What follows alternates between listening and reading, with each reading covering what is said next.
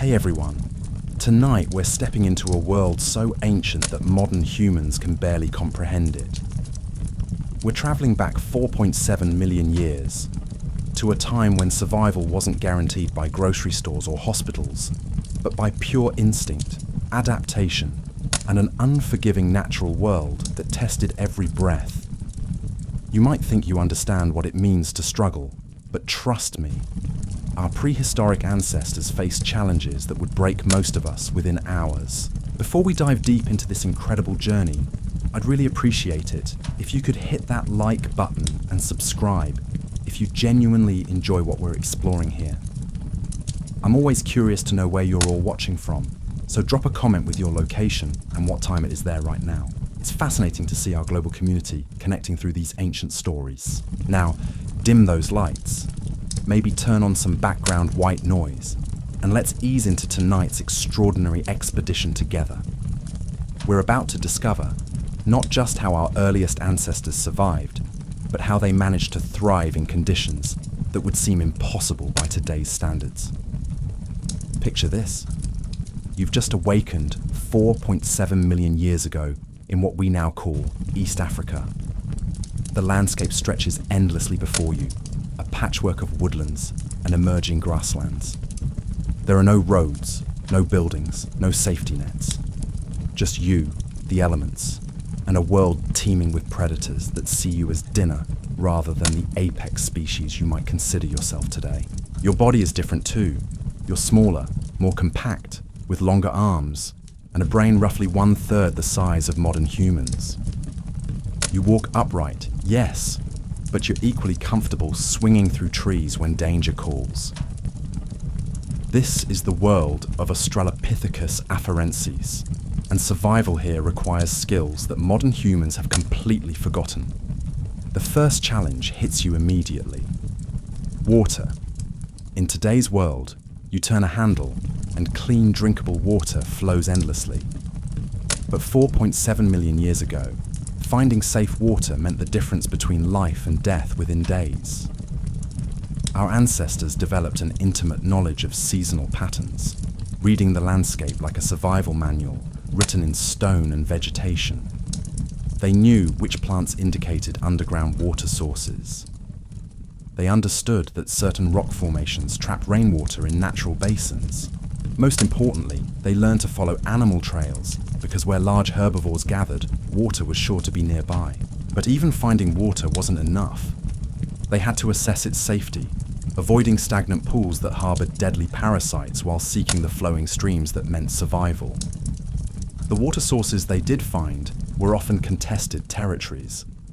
Imagine approaching a riverbank knowing that crocodiles, hippos, and countless other predators considered it their domain.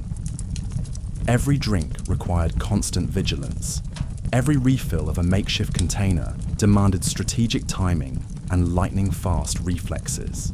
But water was just the beginning of their daily survival challenges.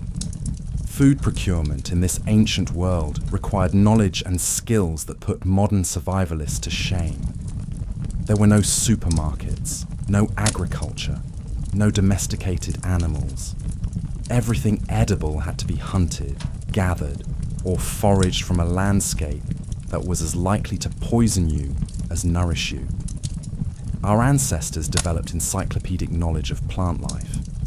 They could identify hundreds of species, knowing which roots provided sustenance during dry seasons, which fruits offered vital nutrients, and which leaves could be safely consumed raw or needed specific preparation.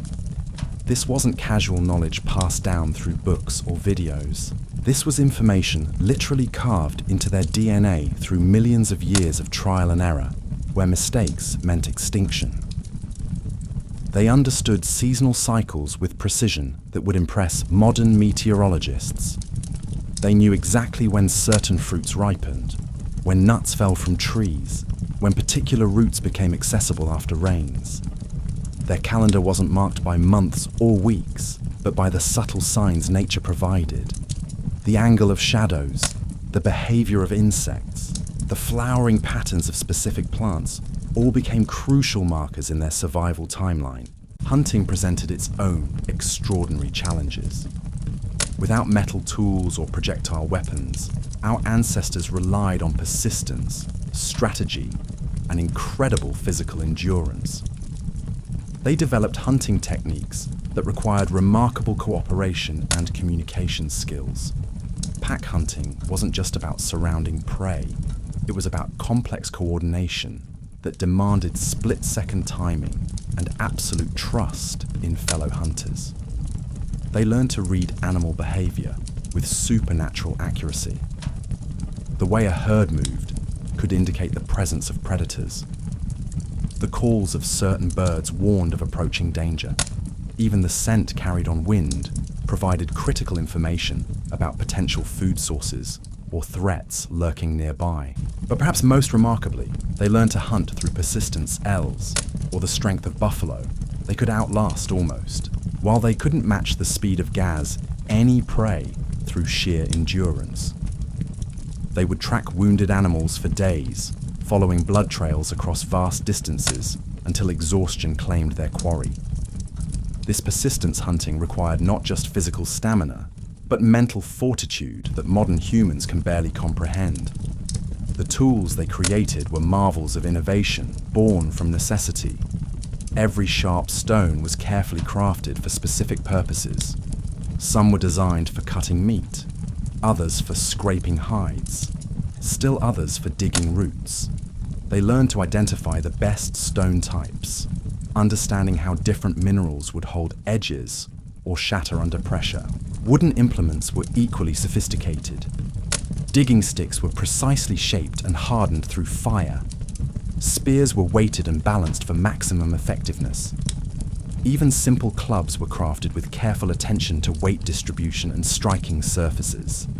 But tools were useless without the knowledge of how to use them effectively. Our ancestors developed techniques for processing food that maximized nutritional value while minimizing risk. They knew how to remove toxins from certain plants through specific preparation methods. They understood which parts of animals provided the most essential nutrients, and how to preserve meat during periods of abundance. Shelter construction represented another critical survival skill that required both engineering knowledge and artistic intuition. Without modern materials or tools, they learned to work with whatever the landscape provided. In forested areas, they wove branches and leaves into protective canopies. In rocky regions, they created windbreaks using stone formations. Their shelters weren't permanent structures, but temporary refued wind patterns, rainfall distribution, and temperature variations wells designed for specific conditions and seasons. They understood enough to position their shelters for maximum protection and comfort. Even more importantly, they knew how to camouflage these shelters to avoid attracting unwanted attention from predators. Fire represented perhaps the most transformative technology in their survival arsenal. Controlling fire wasn't just about warmth or cooking. It was about fundamentally altering their relationship with the environment. Fire extended their active hours beyond daylight. It provided protection from nocturnal predators. It enabled them to process foods that would otherwise be inedible or dangerous. Learning to create and maintain fire required patience, skill, and deep understanding of materials. They knew which woods burned cleanest, which tinders caught spark most easily, which arrangements of fuel provided steady, long-lasting flames. They developed techniques for carrying fire over long distances, preserving precious embers in specially prepared materials that could reignite when needed. But controlling fire also meant understanding its dangers. A carelessly maintained fire could destroy precious shelters or attract unwanted attention. They learned to manage smoke, understanding how different woods produce different scents and visibility patterns. They knew when to extinguish fires completely and when to bank them for later use. The social structures they developed were equally crucial for survival. Individual strength and knowledge could only go so far in such a harsh environment. Cooperation and communication became essential survival strategies that shaped their evolution as much as physical adaptations. They developed complex systems for sharing resources during times of scarcity. Food sharing wasn't just generosity, it was insurance against future hardship. Those who shared during abundance could expect reciprocal support during lean times. This created social bonds that strengthened the entire group's chances of survival. Communication evolved beyond simple gestures or basic sounds. They developed ways to convey complex information about distant threats, food sources, or weather patterns. These early communication systems laid the groundwork for language development that would eventually distinguish humans from all other species. Leadership structures emerged based on knowledge, experience, and proven survival skills rather than mere physical dominance. Those who could read environmental signs most accurately, who understood seasonal patterns most thoroughly, who could make life or death decisions under pressure, naturally became guides for their communities. The challenges they faced weren't just physical, but psychological as well. Living with constant uncertainty, where any day could bring starvation, predation, or environmental catastrophe, required mental resilience that modern humans rarely develop. They learned to function effectively despite chronic stress, to make critical decisions without complete information, to maintain hope and cooperation, even when circumstances seemed hopeless. Their sleep patterns were fundamentally different from ours. Without artificial lighting, they were completely dependent on natural light cycles, but they also had to maintain vigilance during vulnerable nighttime hours. They developed systems for rotating watch duties, ensuring that someone was always alert for potential threats while others rested. Even their rest wasn't the deep, uninterrupted sleep we consider normal. They slept lightly, ready to respond instantly to any sign of danger. This constant state of semi-alertness, while exhausting by modern standards, was essential for survival in an environment where threats could emerge without warning. As we explore deeper into their daily existence, we begin to understand that survival 4.7 million years ago wasn't just about individual strength or intelligence. It was about developing integrated systems of knowledge, cooperation, and adaptation that allowed small groups of early humans to thrive in conditions that would challenge even our most advanced modern survival experts. Their story isn't just about the past. It's about understanding the incredible resilience, creativity, and determination that lies within human DNA. These weren't primitive creatures stumbling through a hostile world. They were sophisticated survivors who developed technologies, social structures, and survival strategies that enabled them to not just survive, but to evolve into the species that would eventually dominate the planet. Tomorrow, we'll dive even deeper into the specific strategies they used to avoid predators, the ingenious methods they developed for tracking and hunting, and the remarkable ways they learned to read the natural world like an open book. But tonight, as you drift off to sleep in your climate-controlled home, remember that you carry within you the genetic memory of ancestors who faced impossible odds and somehow found a way to keep humanity's flame burning bright. The darkness outside your window once held terrors that modern humans can barely imagine. Yet our ancestors not only faced that darkness, they conquered it, one day at a time, one challenge at a time, one survival victory at a time. Their legacy lives in every breath you take. The morning light filtering through the ancient canopy brought no relief from the constant vigilance required for survival. Our ancestors understood that daylight hours were precious, but they were also the most dangerous.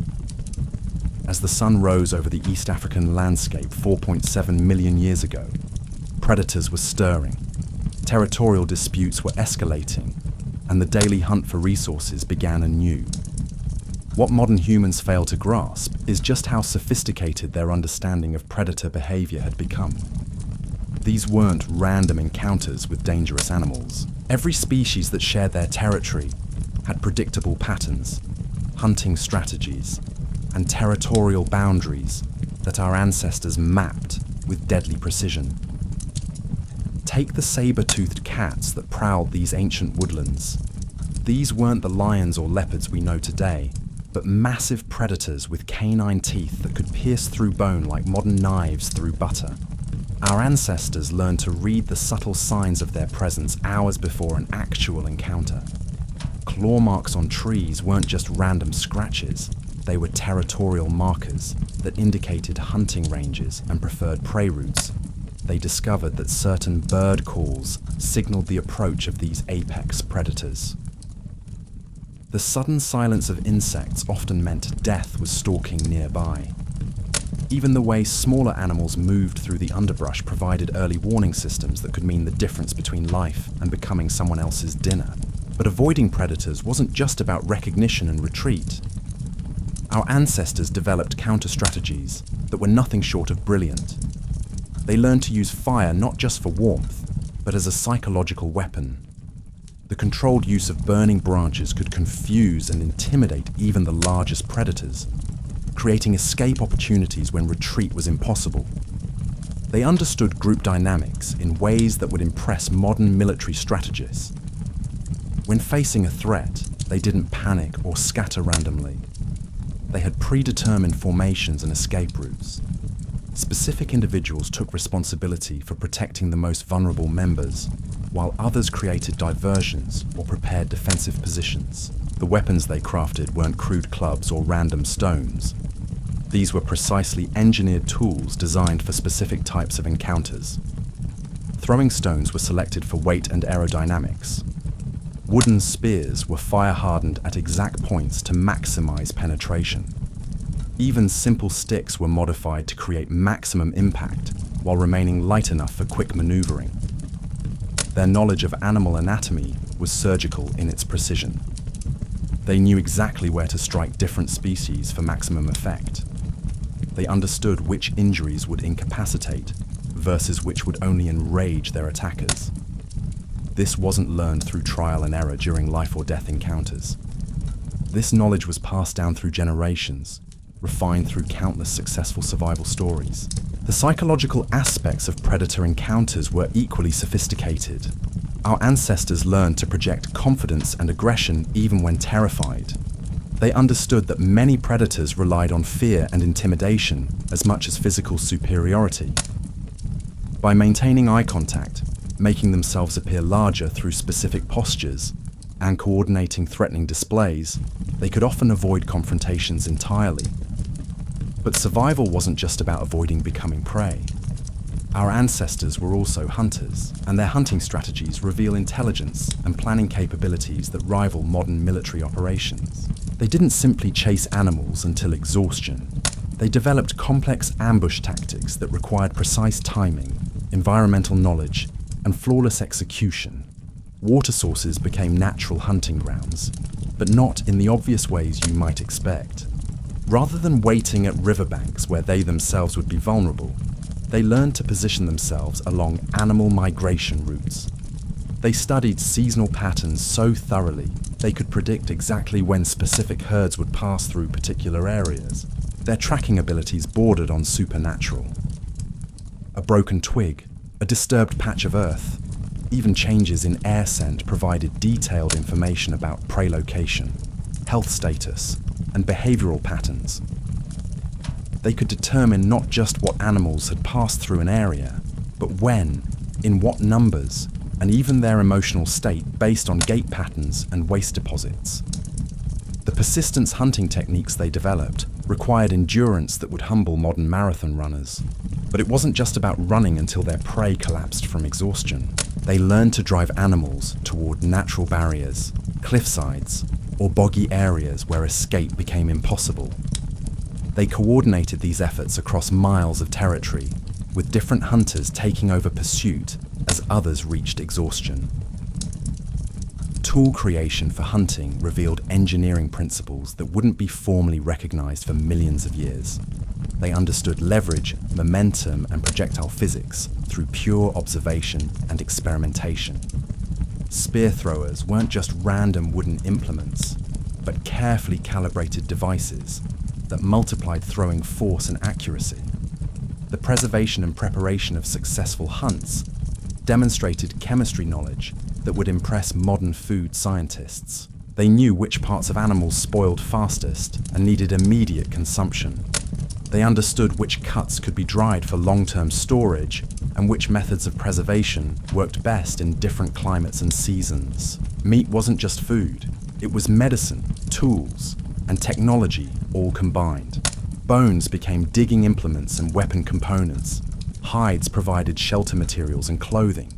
Even organs served specific purposes, from water storage containers to specialized tools for food processing. Their understanding of nutrition was equally sophisticated. They knew which combinations of plant and animal foods provided complete nutritional profiles. During seasons when meat was scarce, they had identified plant alternatives that could provide essential proteins and fats. When vegetation was limited, they knew which parts of animals contained the nutrients necessary for survival. The seasonal migration patterns they followed weren't random wandering, but precisely calculated movements based on resource availability, weather patterns, and territorial considerations. They had mental maps of vast territories that included water sources, seasonal food availability, safe shelter locations, and dangerous areas to avoid during specific times of year. These migrations required group coordination that demanded sophisticated communication systems. Information about distant resources had to be shared accurately across the entire community. Plans for movement needed to be understood by everyone from the oldest members to young children who might struggle with long-distance travel. The care they provided for injured or sick group members reveals social structures based on mutual survival rather than simple emotional attachment. They understood that losing experienced members weakened the entire group's chances of survival. They developed primitive medical knowledge that included wound cleaning, bone setting, and herbal treatments for various ailments. But perhaps most remarkably, they learned to adapt their survival strategies to changing environmental conditions. The climate 4.7 million years ago wasn't stable. Periods of drought alternated with floods. Seasonal patterns shifted unpredictably. Food sources appeared and disappeared based on factors beyond their control. Rather than being passive victims of environmental change, they developed flexible response systems. When traditional food sources failed, they had backup strategies. When water sources dried up, they knew alternative locations. When predator populations increased in certain areas, they had escape routes and temporary shelter options already identified. Their ability to read environmental warning signs prevented countless disasters. Changes in animal behavior often preceded severe weather events. Unusual plant growth patterns indicated underground water movement or soil changes. Even insect activity provided early warnings about seasonal transitions that could affect food availability. The technology they developed for environmental adaptation was constantly evolving. Shelter designs were modified based on specific weather challenges. Tool configurations changed depending on seasonal hunting opportunities. Food preservation techniques were adjusted for different climate conditions. As night fell across the ancient landscape, these remarkable survivors didn't simply huddle together hoping for dawn.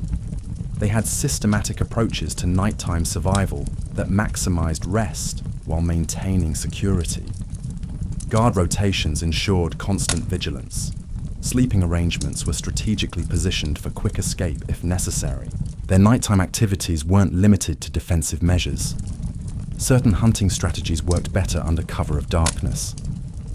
Some plant foods were more easily gathered when many predators were less active. Even tool preparation and maintenance often continued by firelight when daylight hours were needed for more urgent survival tasks. The stories they told around those ancient fires weren't just entertainment. They were survival manuals passed down through spoken word. Each tale contained crucial information about successful hunting strategies, dangerous encounters, seasonal patterns, or resource locations. These stories were their libraries, their schools, and their insurance policies, all combined into memorable narratives. But tomorrow, we'll discover how they navigated the complex social dynamics that kept these small communities functioning under impossible stress. We'll explore the leadership structures that emerged, the conflict resolution methods they developed, and the remarkable ways they maintained cooperation when individual survival instincts might have torn groups apart. The ancient darkness that once surrounded our ancestors still exists in remote corners of our world. But their legacy, their incredible adaptability and resilience, lives on in every human alive today. They didn't just survive 4.7 million years ago. They thrived, they adapted, and they passed down the genetic and cultural foundations that would eventually build civilizations. The bonds that held these ancient communities together were forged not through casual friendship or shared interests, but through the brutal mathematics of survival. When death could arrive with the next sunrise, social cooperation became as essential as water or shelter.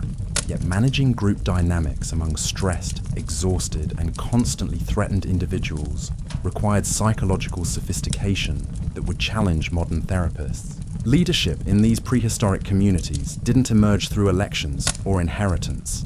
It crystallized around those who consistently made decisions that kept people alive. The individual who could read weather patterns most accurately, who remembered the locations of distant water sources during droughts, who could negotiate safe passage through contested territories, naturally became the person others looked to when choices meant life or death. But leadership here was fragile and constantly tested. A single bad decision could cost lives, and those consequences were immediate and visible. Leaders who grew overconfident or stopped listening to the collective wisdom of the group quickly found their influence evaporating. This created a system of checks and balances more effective than any modern democracy because the stakes were absolute. Conflict resolution took on dimensions that modern humans rarely experience.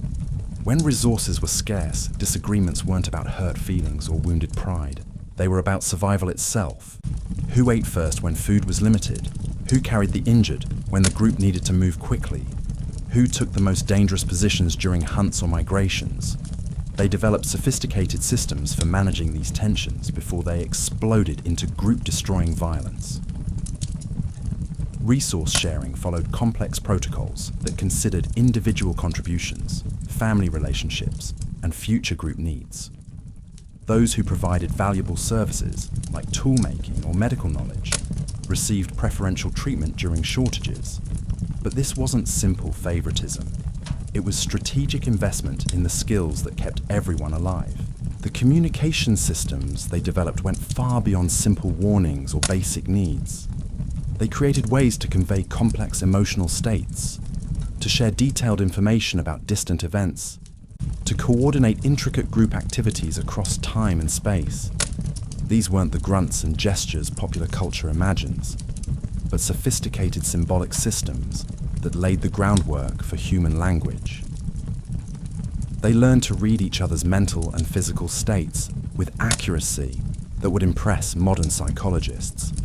Subtle changes in posture, breathing patterns, or facial expressions conveyed information about stress levels, illness, or emotional distress. This wasn't casual observation. In a world where individual weakness could doom the entire group, early detection of problems was crucial for survival. The care they provided for children reveals social structures built around long-term thinking that extended far beyond immediate survival needs. Children represented future security for aging adults, but they also represented enormous vulnerability and resource consumption during their development years.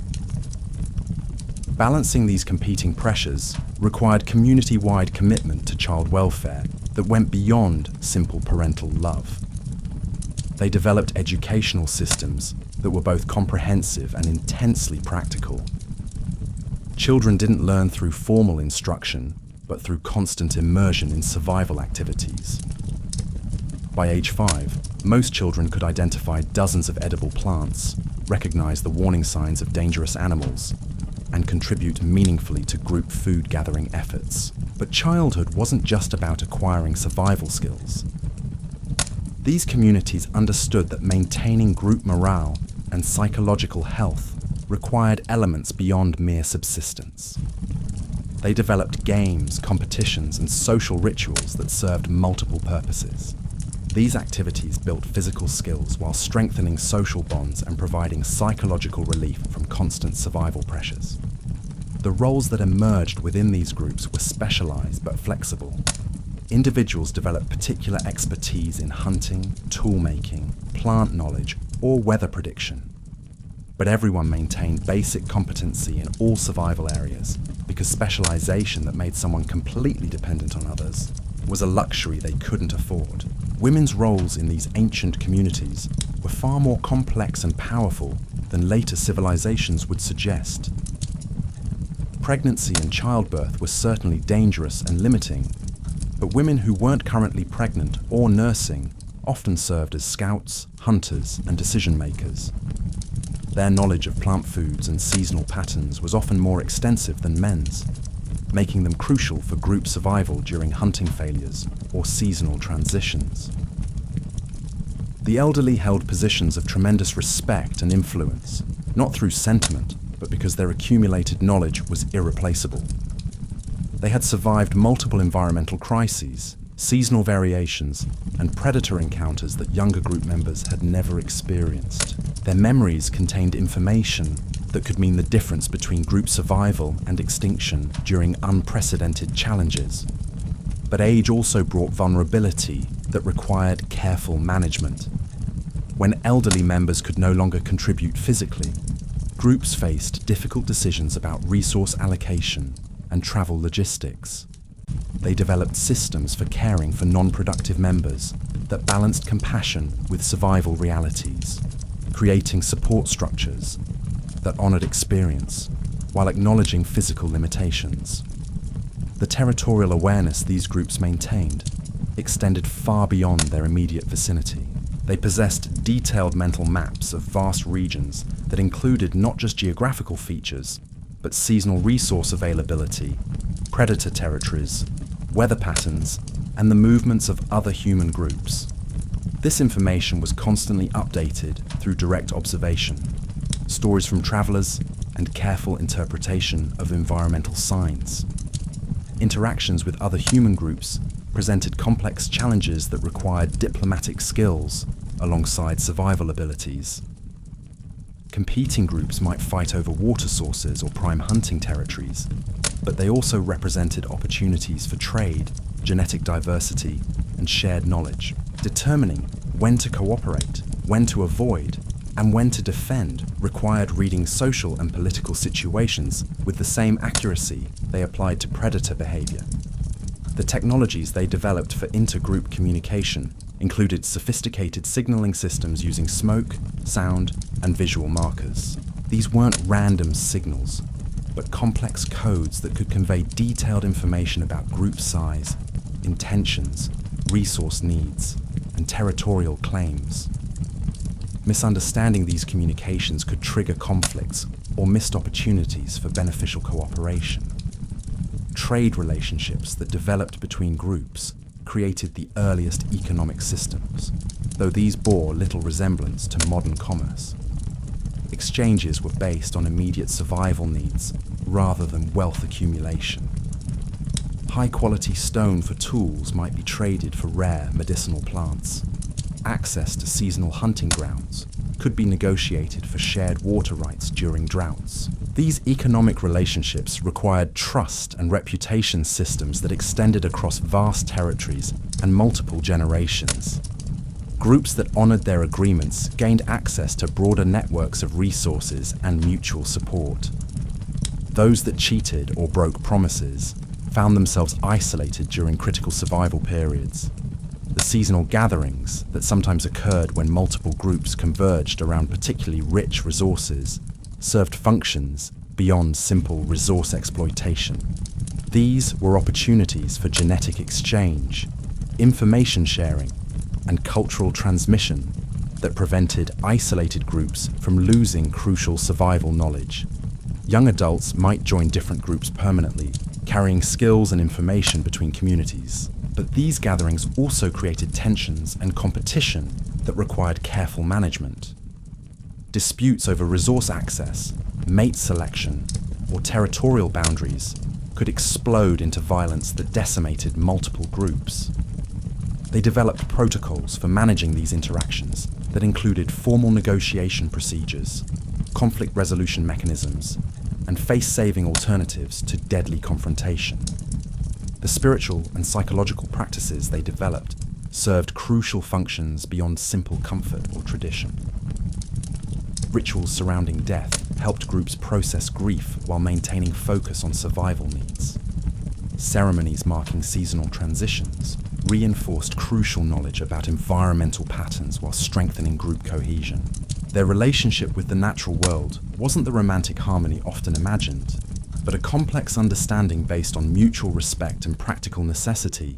They knew they were part of natural systems rather than separate from them, but they also understood that nature was indifferent to their survival. This perspective created conservation practices based on long-term resource management rather than sentimental attachment to particular species or locations. The weather prediction abilities they developed combined careful observation with pattern recognition that extended across multiple years and seasonal cycles. They could read cloud formations, wind patterns, animal behavior, and vegetation changes to anticipate weather events days or weeks in advance. This knowledge was literally life or death information during migration planning or resource gathering decisions.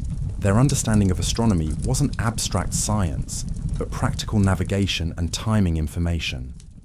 Star positions helped with direction finding during travel. Lunar cycles provided timing references for various activities. Seasonal star patterns reinforced their understanding of annual resource cycles and optimal timing for various survival activities. The sleep management systems they developed maximized rest while maintaining security throughout dangerous nighttime hours. Guard rotations were carefully planned to ensure the most alert individuals were watching during peak danger periods. Sleeping arrangements considered wind direction, escape routes, and defensive positions while still providing reasonable comfort for exhausted group members. As dawn approached once again in this ancient world, our ancestors faced each new day not with dread, but with the quiet confidence that came from proven survival systems and hard-won knowledge. They had learned not just to endure in an impossible world, but to read it, predict it, and shape it to their needs. The darkness that surrounded them held no mysteries they couldn't interpret, no challenges they hadn't prepared for, no threats they couldn't meet with skill and coordination. They were masters of their environment not through domination, but through understanding so complete it bordered on the supernatural. The intricate social fabric that held these ancient communities together extended into realms that modern humans rarely consider essential for survival. Privacy, as we understand it today, simply didn't exist. Every action, every decision, every emotional response was visible to the entire group, because concealment could mean death for everyone. They developed systems for managing this complete transparency that would challenge our most advanced psychological theories. Personal conflicts couldn't be allowed to fester in private, because unresolved tensions could explode during critical survival moments. Yet they also understood that constant scrutiny created its own pressures that could break individuals under stress. The solutions they created were elegant in their simplicity. Certain activities were designated as individual pursuits, times when group members could process emotions or work through personal challenges without constant observation. Tool maintenance, plant gathering in nearby areas, or specific types of artistic expression provided these crucial psychological release valves. But even these individual activities served group functions. The person making tools alone was still contributing to collective survival. The individual gathering plants was providing valuable resources while getting emotional space. Their understanding of human psychology was practical rather than theoretical, based on what actually worked to keep groups functioning under impossible stress.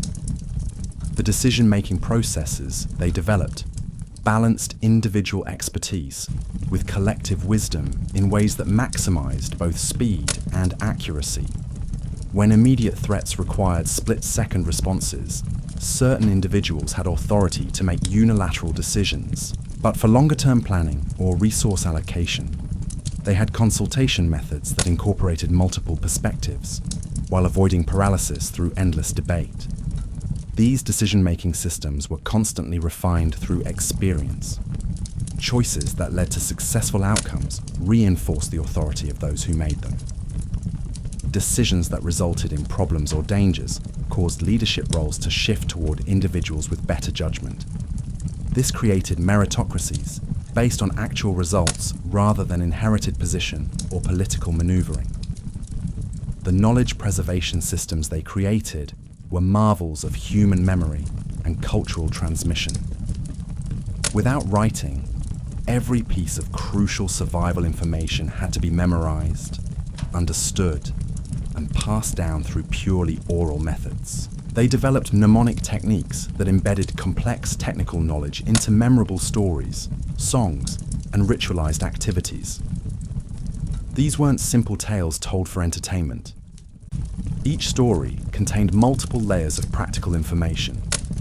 A narrative about successful hunting might simultaneously teach animal behavior, weather prediction, tool use, group coordination, and conflict resolution. The same story served as technical manual, historical record, and educational curriculum, all combined into a single, memorable package. The accuracy of this information transmission was maintained through repetition, verification, and practical testing. Stories weren't just told, they were demonstrated through actual survival activities. Knowledge that didn't work in real-world applications was quickly identified and corrected. This created educational systems more effective than many modern institutions because everything taught was immediately applicable and constantly verified. Their understanding of human motivation and behavior extended into areas that would impress modern management consultants. They knew how to structure work assignments to maximize individual strengths while covering essential tasks.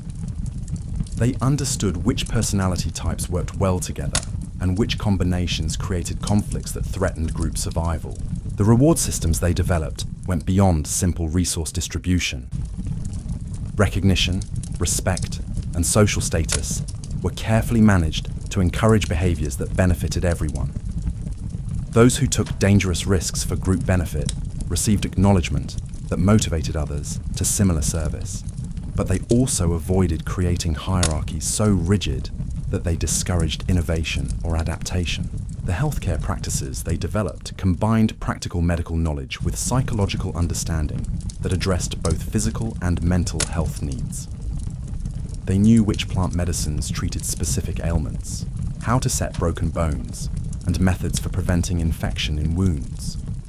But they also understood that hope, social support, and maintained dignity were crucial for recovery from serious injuries or illnesses. Their diagnostic abilities were sophisticated enough to distinguish between illnesses that would resolve naturally, conditions that required active treatment, and situations where recovery was impossible. These weren't easy determinations, but they were essential for proper resource allocation and group planning. Caring for someone who couldn't recover required resources that might be needed for others who could benefit from treatment. The pain management techniques they developed used both physical and psychological methods. Certain plants provided genuine analgesic effects, while others created altered states of consciousness that helped individuals endure procedures or chronic conditions. But they also used distraction, social support, and mental techniques that helped people cope with pain through psychological rather than chemical means. Their understanding of mental health was practical and immediately applicable. They recognized that prolonged stress, grief, and fear could incapacitate individuals as effectively as physical injuries. They developed methods for helping people process traumatic experiences, manage chronic anxiety, and maintain hope during extended hardship periods. The artistic expressions they created served therapeutic functions alongside their practical and educational purposes. Creating beauty, even in the midst of survival struggles, provided psychological benefits that strengthened individual resilience and group morale. These weren't luxuries, but essential components of mental health maintenance that improved overall survival chances. Music, in particular, served multiple survival functions. Rhythmic activities helped coordinate group work efforts. Specific songs provided timing cues for various activities. Certain musical expressions helped maintain group cohesion during stressful periods. Even simple humming or whistling served communication functions that could convey information without alerting predators to human presence. The dance and movement patterns they developed weren't just artistic expression, but physical conditioning and skill development activities. Certain movements improved balance and coordination needed for climbing or running. Others developed the precise muscle control required for tool use or weapon handling. Dance was physical education disguised as entertainment. Their storytelling abilities went beyond information preservation into psychological manipulation techniques that would impress modern therapists. They knew how to use narrative to help people process difficult experiences, reframe traumatic events in ways that promoted healing, and maintain hope during desperate circumstances. The timing and context of story sharing were carefully managed to maximize psychological impact. Certain tales were told only during specific situations when their messages would be most effective. Others were shared regularly to reinforce important cultural values or survival principles. The social dynamics of storytelling created bonding experiences that strengthened group relationships. Their understanding of child psychology was sophisticated enough to balance protection with preparation for adult responsibilities. Children needed to develop resilience and survival skills without being traumatized by exposure to dangers beyond their ability to handle. They created graduated exposure systems that built competence and confidence while maintaining appropriate safety margins. The play activities they encouraged for children weren't random entertainment, but carefully designed skill-building exercises. Games that appeared purely fun actually developed hand-eye coordination, strategic thinking, social cooperation, and physical abilities that would be essential for adult survival. Every childhood activity served multiple educational purposes. Their methods for handling adolescence recognized that this transition period created both opportunities and dangers for group stability. Young adults possessed energy and learning ability that groups needed, but they also brought impulsiveness and risk-taking behaviors that could threaten everyone's safety. They developed systems for channeling adolescent energy into productive activities while providing appropriate guidance and oversight. The mate selection processes they developed balanced individual preferences with group survival needs. Personal attraction and compatibility mattered, but so did genetic diversity, skill combinations, and social stability. They understood that successful partnerships strengthened the entire community, while poor matches could create conflicts that threatened everyone. Their approaches to pregnancy and childbirth reflect a deep understanding of both medical and social factors involved in reproduction. They knew which conditions indicated healthy pregnancies and which warning signs suggested problems. But they also understood that successful child-rearing required community support that extended far beyond the biological parents. The resource allocation systems they used during pregnancy and early childhood demonstrated long-term thinking that prioritized future group survival over immediate individual needs. Pregnant women and nursing mothers received preferential treatment, not through sentiment, but because successful reproduction was essential for long-term group survival. As we delve deeper into their remarkable world, we begin to see that every aspect of their lives was interconnected through survival necessity. Nothing was random. Nothing was purely individual. Nothing existed without purpose. They had created integrated systems of knowledge, behavior, and social organization that maximized their chances of survival in conditions that would challenge our most advanced modern technologies. But their greatest achievement wasn't just surviving in an impossible world. It was creating the cultural and genetic foundations that would eventually enable their descendants to not just adapt to their environment, but to reshape it entirely. The intelligence, cooperation, and resilience they developed through millions of years of survival challenges became the raw material for civilization itself. Tomorrow, we'll explore the seasonal migrations that took these ancient communities across vast continents, the navigation techniques they developed for crossing unknown territories, and the remarkable ways they learned to predict and prepare for environmental changes that could make the difference between thriving and extinction. But tonight, remember that every human alive today carries the genetic legacy of ancestors who faced the impossible and found a way forward. The seasonal rhythms that governed their existence weren't marked by calendars or clocks, but by subtle environmental cues that modern humans have completely forgotten how to read. Our ancestors, 4.7 million years ago, lived according to nature's own timeline, where missing a crucial seasonal transition could mean starvation, exposure, or death for the entire group. Their understanding of these cycles was so precise it bordered on the mystical.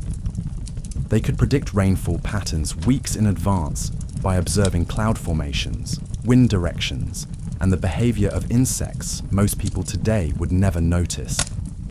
A particular species of bird arriving 3 days early meant the rains would be heavier than usual.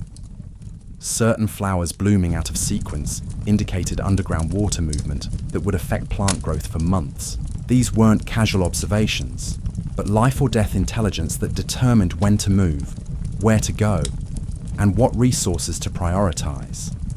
They developed internal calendars based on astronomical observations that rivaled ancient civilizations' formal calendar systems. The position of specific stars, the phases of the moon, even the angle of shadows at particular times of day, all provided timing information for crucial survival decisions. Migration planning required coordination that would challenge modern military logistics. Entire communities had to move across dangerous territories while carrying essential supplies, protecting vulnerable members, and maintaining security against predators and hostile groups. These weren't desperate retreats, but carefully orchestrated movements planned months in advance. They mapped routes that balanced distance efficiency with resource availability and safety considerations. Water sources along migration paths were scouted and verified. Temporary shelter locations were identified and prepared. Food caches were sometimes established along frequently used routes, creating supply networks that enabled longer distance travel. The physical demands of these migrations were staggering. Pregnant women, elderly members, and young children all had to be transported across hundreds of miles of challenging terrain. They developed carrying systems, walking schedules, and rest protocols that maximized group mobility while minimizing individual exhaustion. But perhaps most remarkably, they learned to read the landscape like a three-dimensional map that revealed information invisible to untrained eyes. Rock formations indicated underground water sources. Soil colors revealed mineral content that affected plant growth. Even the way erosion patterns developed on hillsides provided information about seasonal weather patterns and long-term climate trends. Their navigation abilities extended far beyond simple direction finding.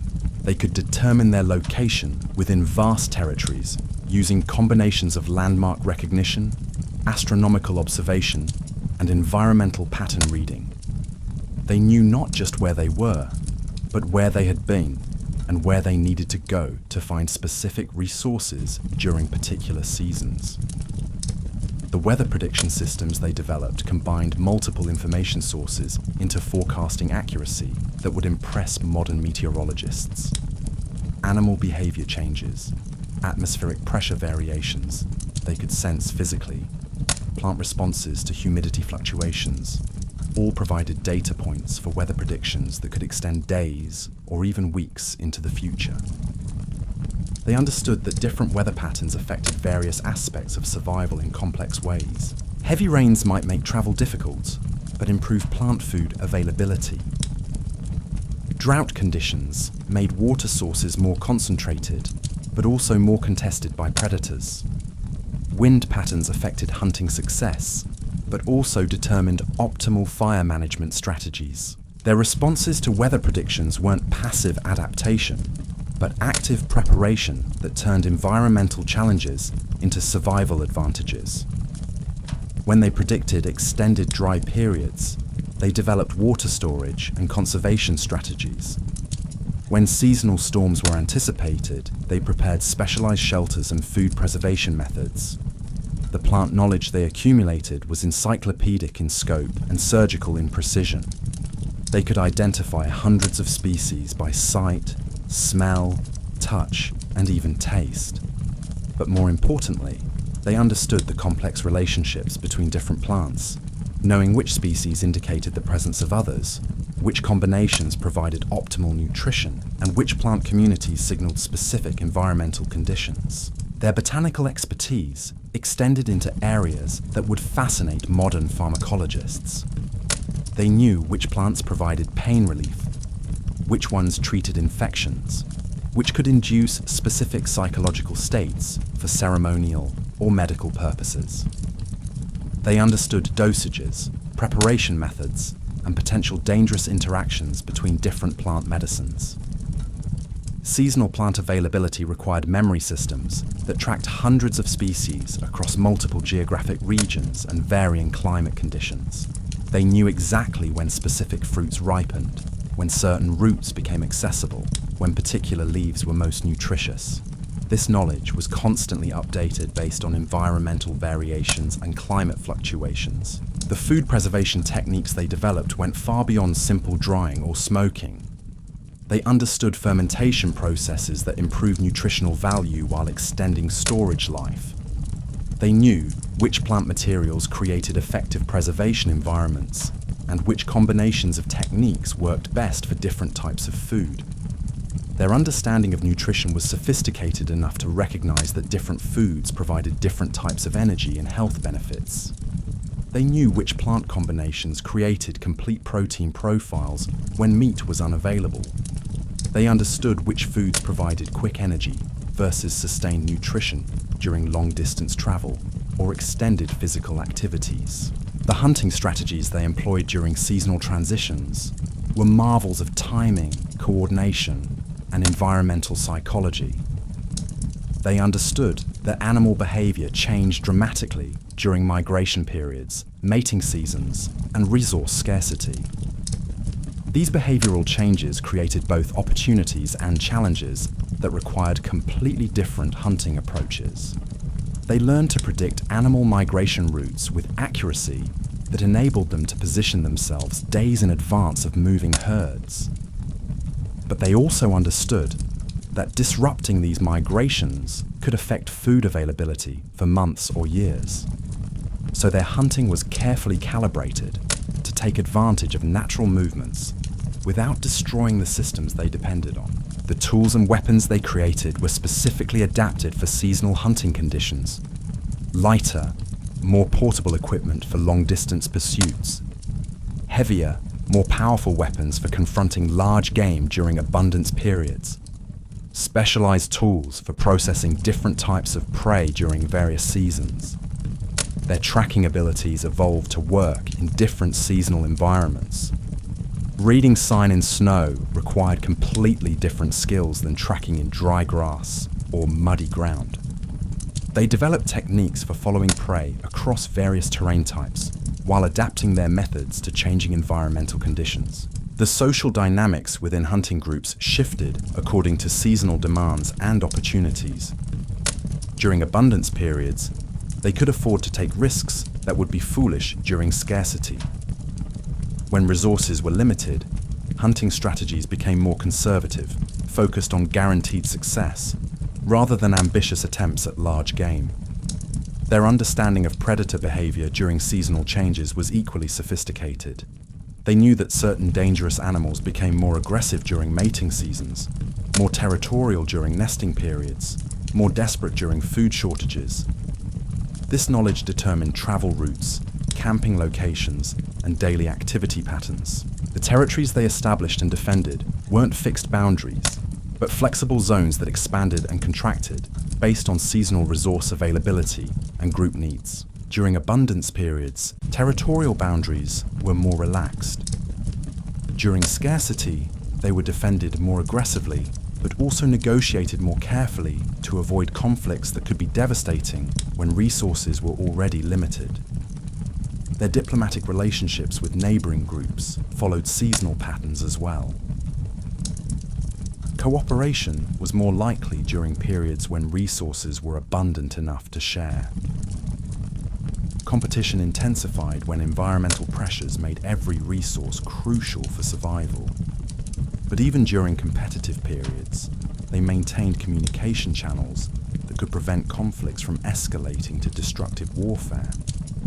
The technological innovations they developed often emerged from seasonal challenges that required new solutions. Extreme weather conditions drove improvements in shelter design. Seasonal food shortages led to better preservation techniques. Migration demands resulted in more efficient tool designs and carrying systems.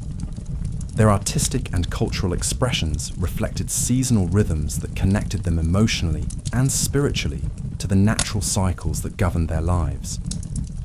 Certain ceremonies marked crucial environmental transitions. Specific stories were told only during particular seasons when their messages were most relevant.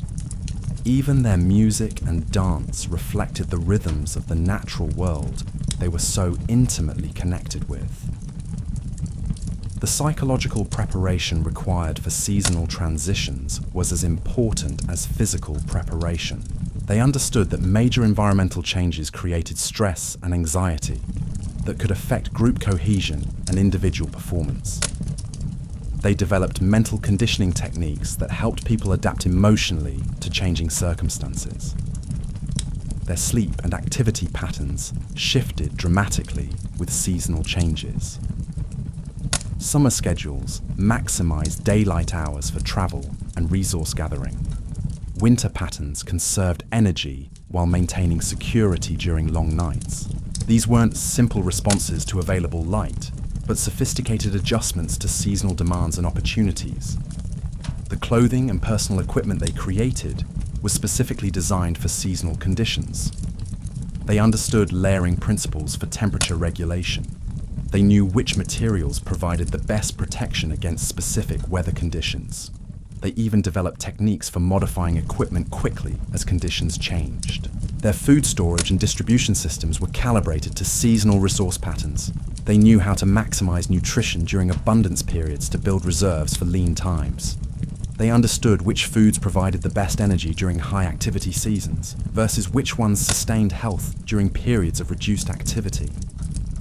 As the seasons turned in this ancient world, our ancestors didn't just survive the changes. They anticipated them, prepared for them, and turned environmental challenges into strategic advantages. They had learned to dance with nature's rhythms rather than fighting against them, creating survival systems so sophisticated they enabled not just individual survival, but the preservation and growth of knowledge that would span millions of years. The seasonal mastery they achieved wasn't just about adapting to environmental changes. It was about understanding their place in natural systems so completely that they could predict, influence, and optimize their relationship with the world around them. They had become partners with their environment rather than victims of it, and that partnership would eventually enable their descendants to reshape the world itself. The mastery they achieved over fire represented perhaps their greatest technological breakthrough, but it was far more complex than simply making flames appear. Fire was their first true partnership with a force of nature, a relationship that required constant negotiation, deep understanding, and perfect timing. One mistake could destroy everything they had worked to build. Creating fire from nothing was an art form that demanded patience most modern humans simply don't possess. They learned to recognize the exact types of wood that would catch spark most easily, understanding that different trees provided different burning characteristics depending on the season, moisture content, and even the time of day they were harvested. Dead wood wasn't just dead wood. It was a complex material with specific properties that varied based on how long it had been dead, what killed the tree, and how the elements had affected its structure. The tinder they collected wasn't random dry material, but carefully selected and prepared substances that could catch the smallest spark and nurture it into sustainable flame. Bird nests weren't just gathered, they were processed to remove oils that might prevent ignition. Certain grasses were dried in specific ways to maximize their combustibility.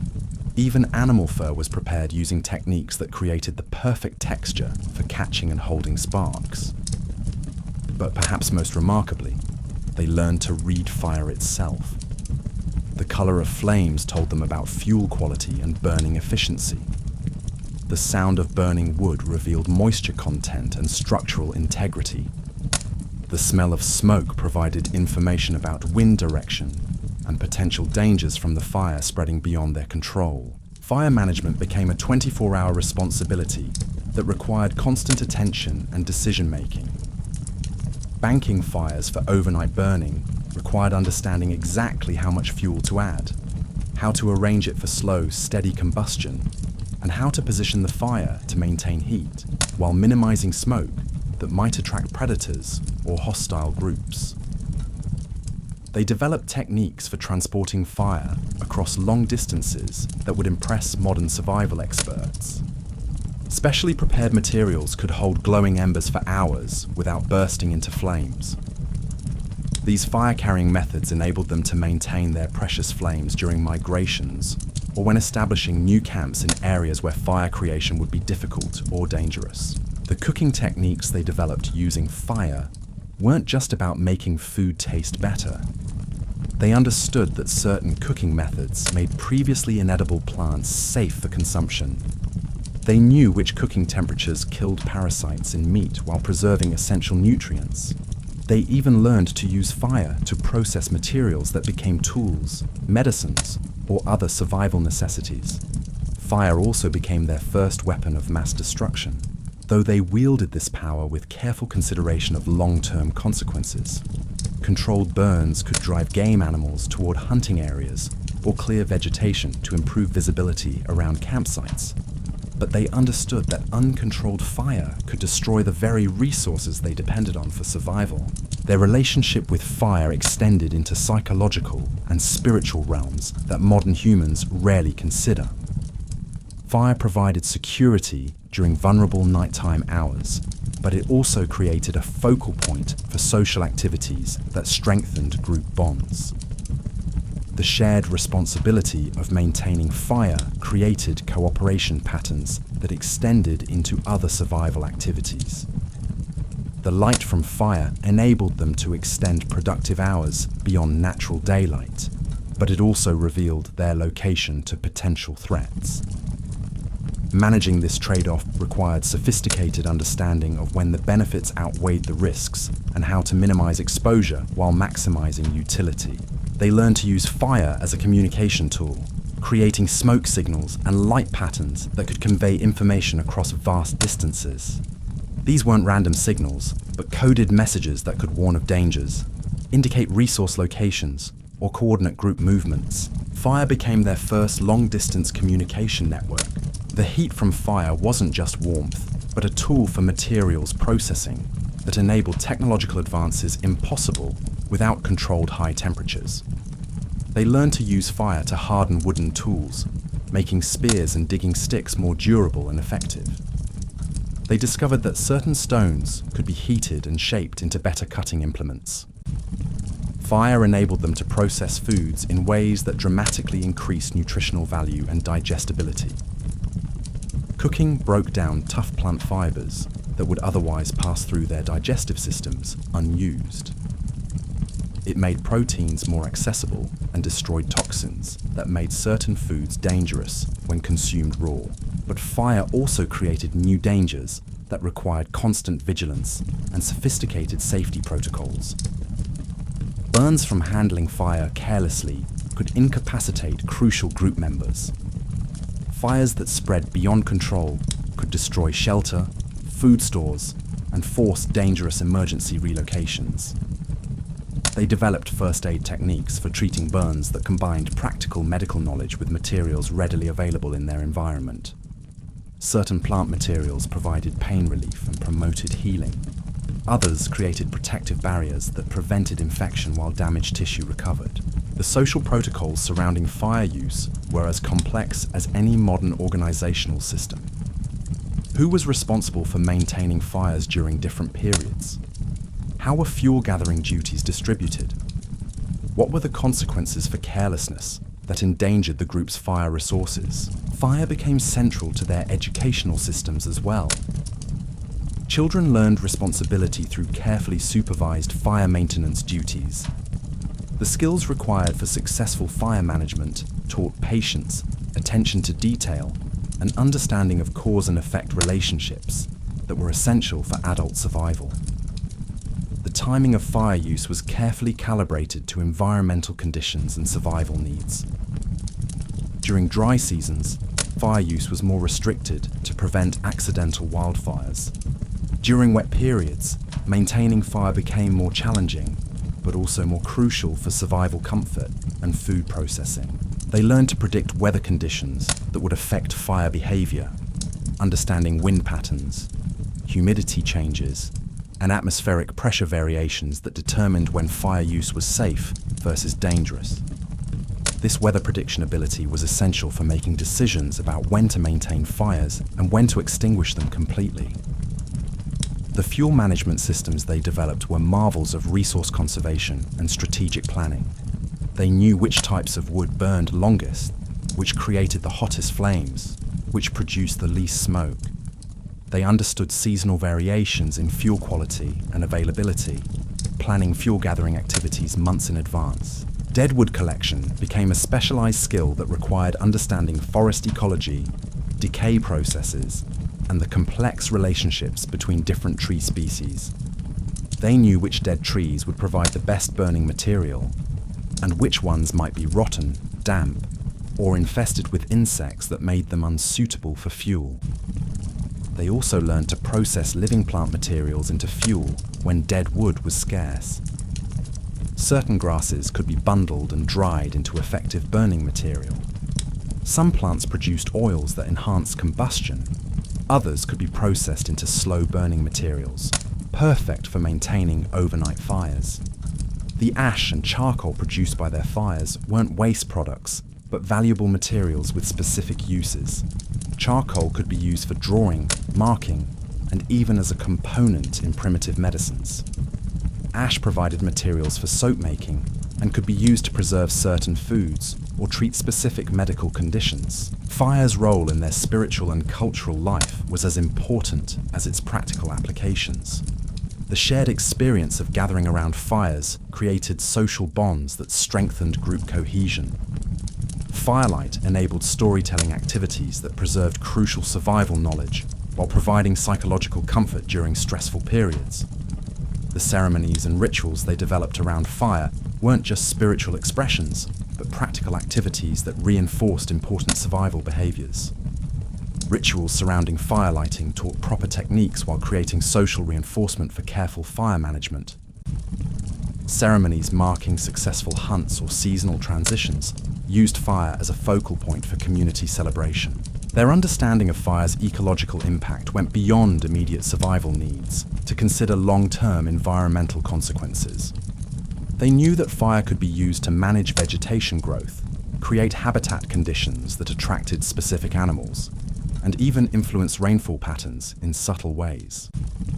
The relationship between fire and water became another crucial element of their environmental management systems. They understood that fire could be used to purify water in certain situations, that steam created by heating water had specific uses, and that the interaction between fire and water could be harnessed for various survival purposes. As night fell once again in their ancient world, the fires that flickered in temporary camps across the landscape weren't just sources of heat and light. They were symbols of human ingenuity, cooperation, and the remarkable ability to form partnerships with natural forces that were both beneficial and dangerous. The glow of those ancient fires represented humanity's first step toward technological mastery that would eventually enable their descendants to harness electricity, nuclear energy, and countless other power sources. But it all began with patient ancestors who learned to coax flames from friction, feed them carefully, and use their power wisely. The flickering flames that warmed our ancestors became the foundation for innovations that would transform survival from desperate struggle into strategic mastery. But fire was just the beginning of their technological revolution. They were developing tools and techniques that wouldn't be formally understood by science for millions of years, yet their lives depended on getting the physics exactly right. Their understanding of leverage and mechanical advantage was carved into every tool they created. A simple digging stick wasn't just a pointed branch, it was carefully shaped to maximize the force applied through human effort, with the weight distribution calculated to reduce fatigue during extended use. The angle of the point, the thickness of the shaft, even the surface texture where hands gripped the tool, all reflected engineering principles that modern ergonomics would eventually rediscover. Stone tool creation revealed mathematical concepts that would challenge modern engineering students. They understood stress distribution, fracture mechanics, and material science through pure observation and experimentation. Knapping flint into sharp edges required predicting how force would travel through stone, where weakness points would develop, and how to control breakage patterns to achieve specific cutting angles.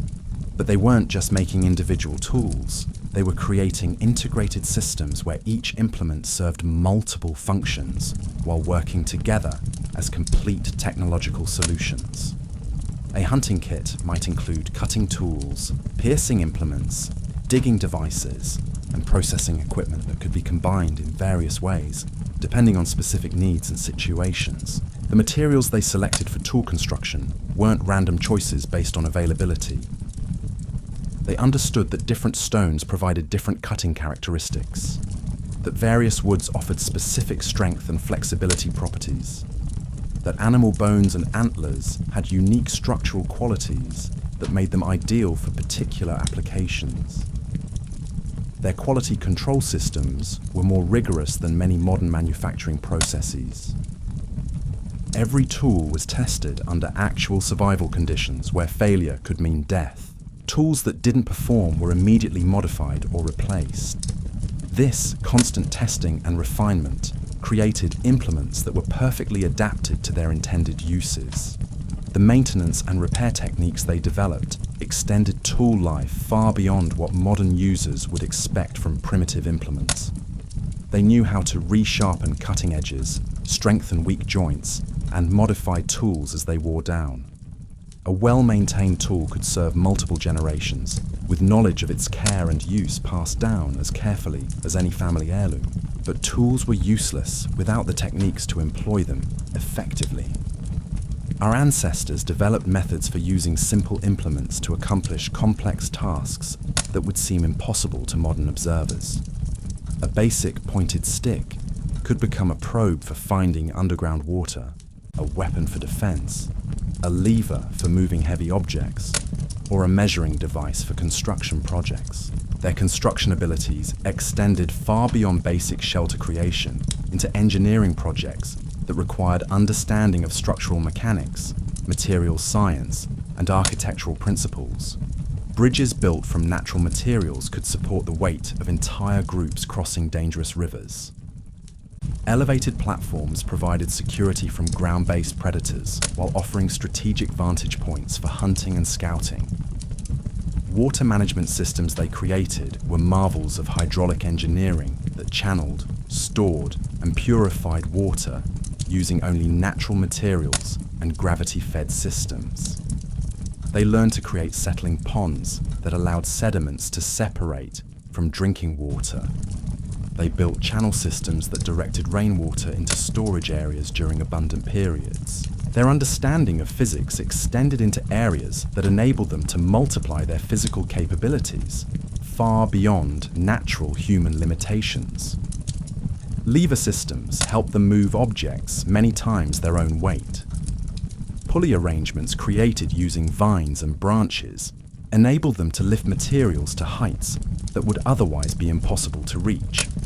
The rope and cordage they manufactured from plant and animal materials wasn't simple twisting of fibers, but sophisticated engineering that created specific strength, flexibility, and durability characteristics. Different braiding patterns provided different performance properties. Various materials offered advantages for specific applications. Knot systems they developed weren't just ways to tie things together, but mechanical devices that could lock, release, adjust tension, or multiply force as needed. The knowledge required to select the right knot for specific applications under various conditions was encyclopedic in scope and critical for survival success. Their textile and clothing technologies went far beyond basic protection from weather. They understood insulation principles, moisture management, and air circulation in ways that created comfortable and protective clothing systems using only natural materials.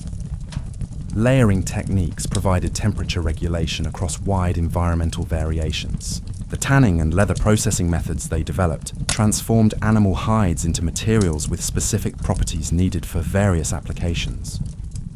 Some processes created waterproof materials, others produced flexible leather, still others resulted in tough, durable hides suitable for containers or construction materials.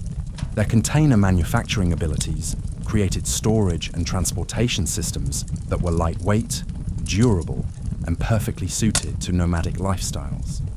Baskets weren't just woven from available materials, but engineered for specific load capacities and contents. Water containers were designed to minimize loss while maximizing portability.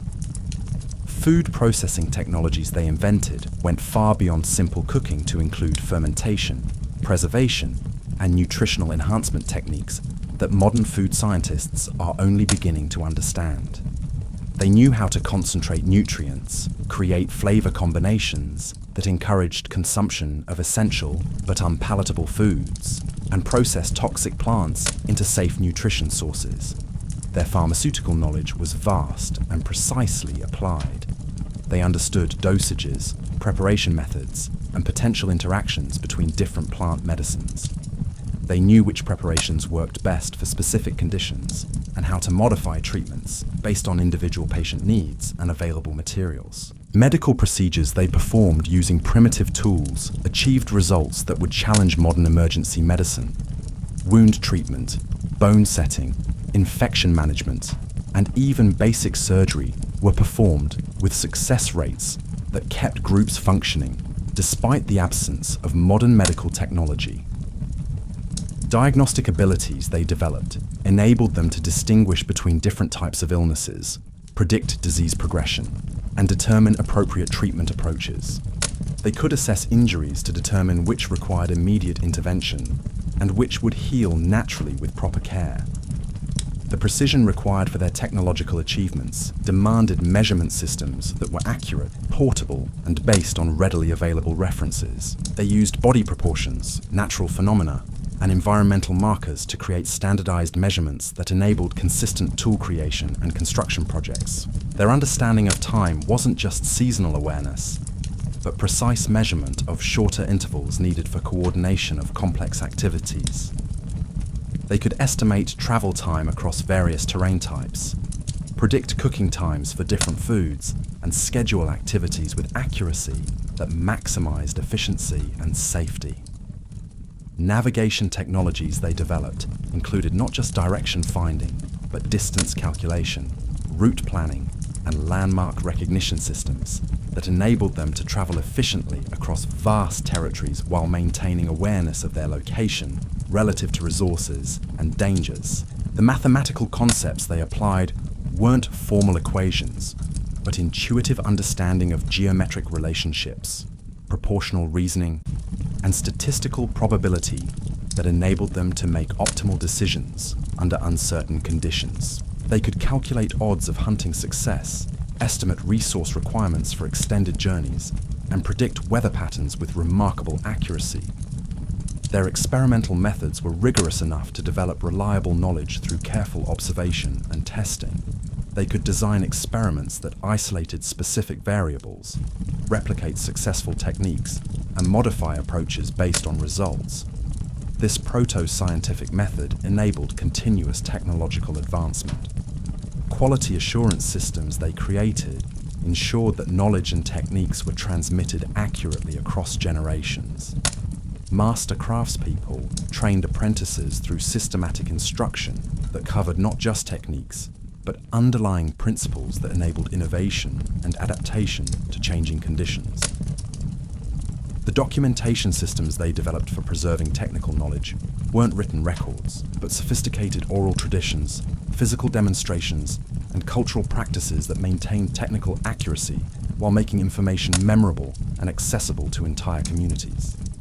Innovation wasn't random experimentation, but systematic improvement of existing technologies based on identified weaknesses or changing needs. They could analyze tool performance, identify failure modes, and develop modifications that enhanced effectiveness while maintaining reliability. Their technology transfer methods enabled beneficial innovations to spread rapidly between groups, while maintaining quality control that prevented dangerous modifications from being adopted. This created networks of technological development that accelerated advancement across entire regions. The integration of their various technologies created synergistic effects where combinations of tools and techniques achieved results impossible with individual implements alone. They understood how different technologies complemented each other and could be combined for enhanced performance. As we witness the technological sophistication of these ancient innovators, we begin to understand that they weren't primitive humans struggling with crude tools.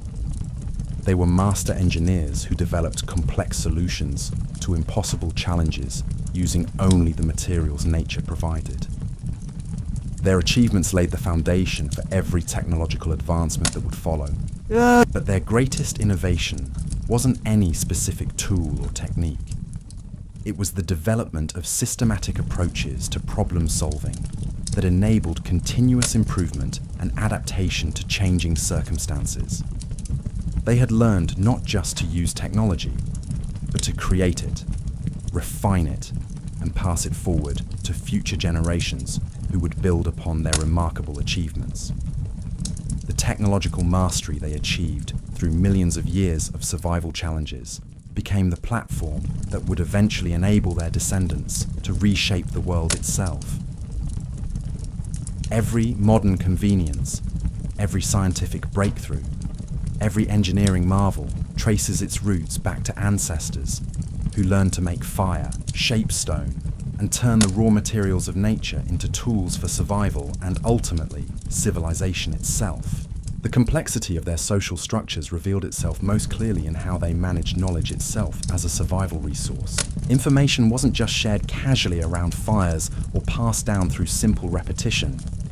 It was carefully curated, tested, and distributed according to sophisticated systems that ensured crucial survival knowledge remained accurate while adapting to changing circumstances.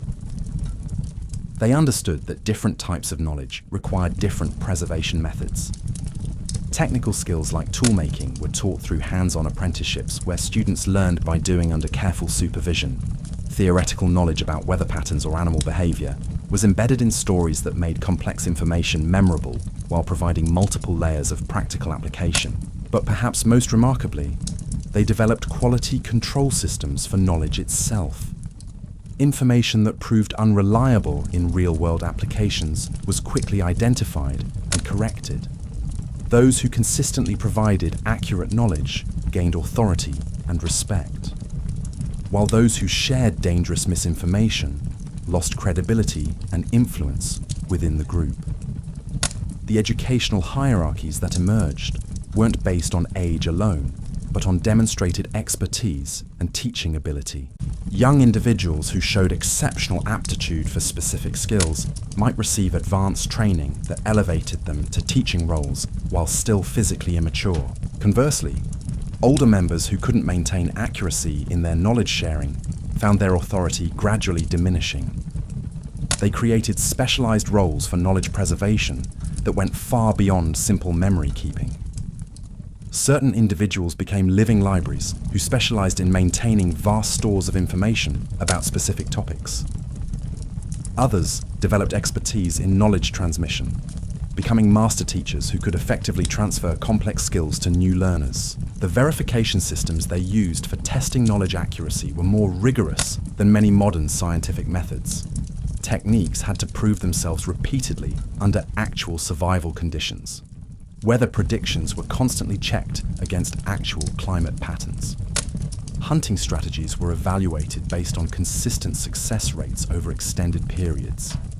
Their understanding of human learning capabilities enabled them to develop teaching methods perfectly adapted to how people actually acquire and retain complex skills.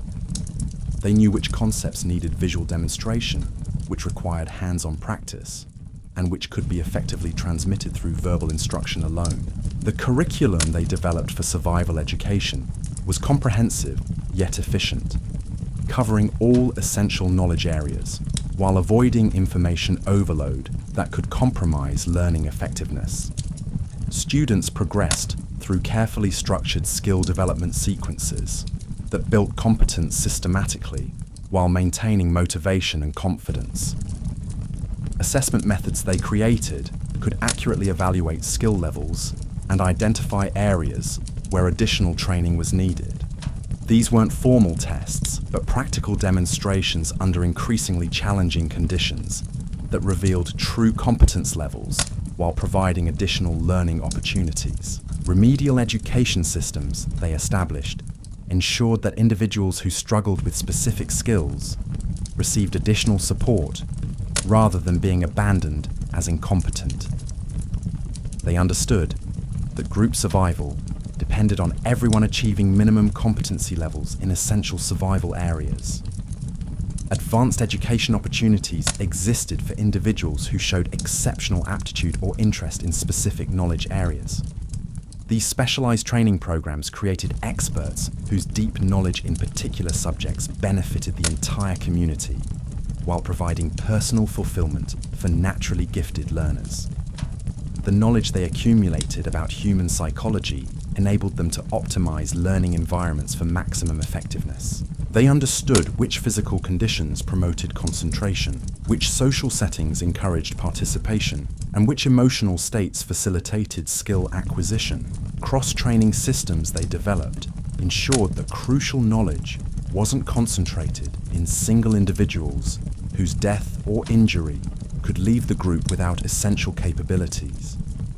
Multiple people maintained competency in every vital skill area, providing backup expertise and preventing catastrophic knowledge loss. Innovation in their educational methods was constant, with teaching techniques continuously refined based on observed results.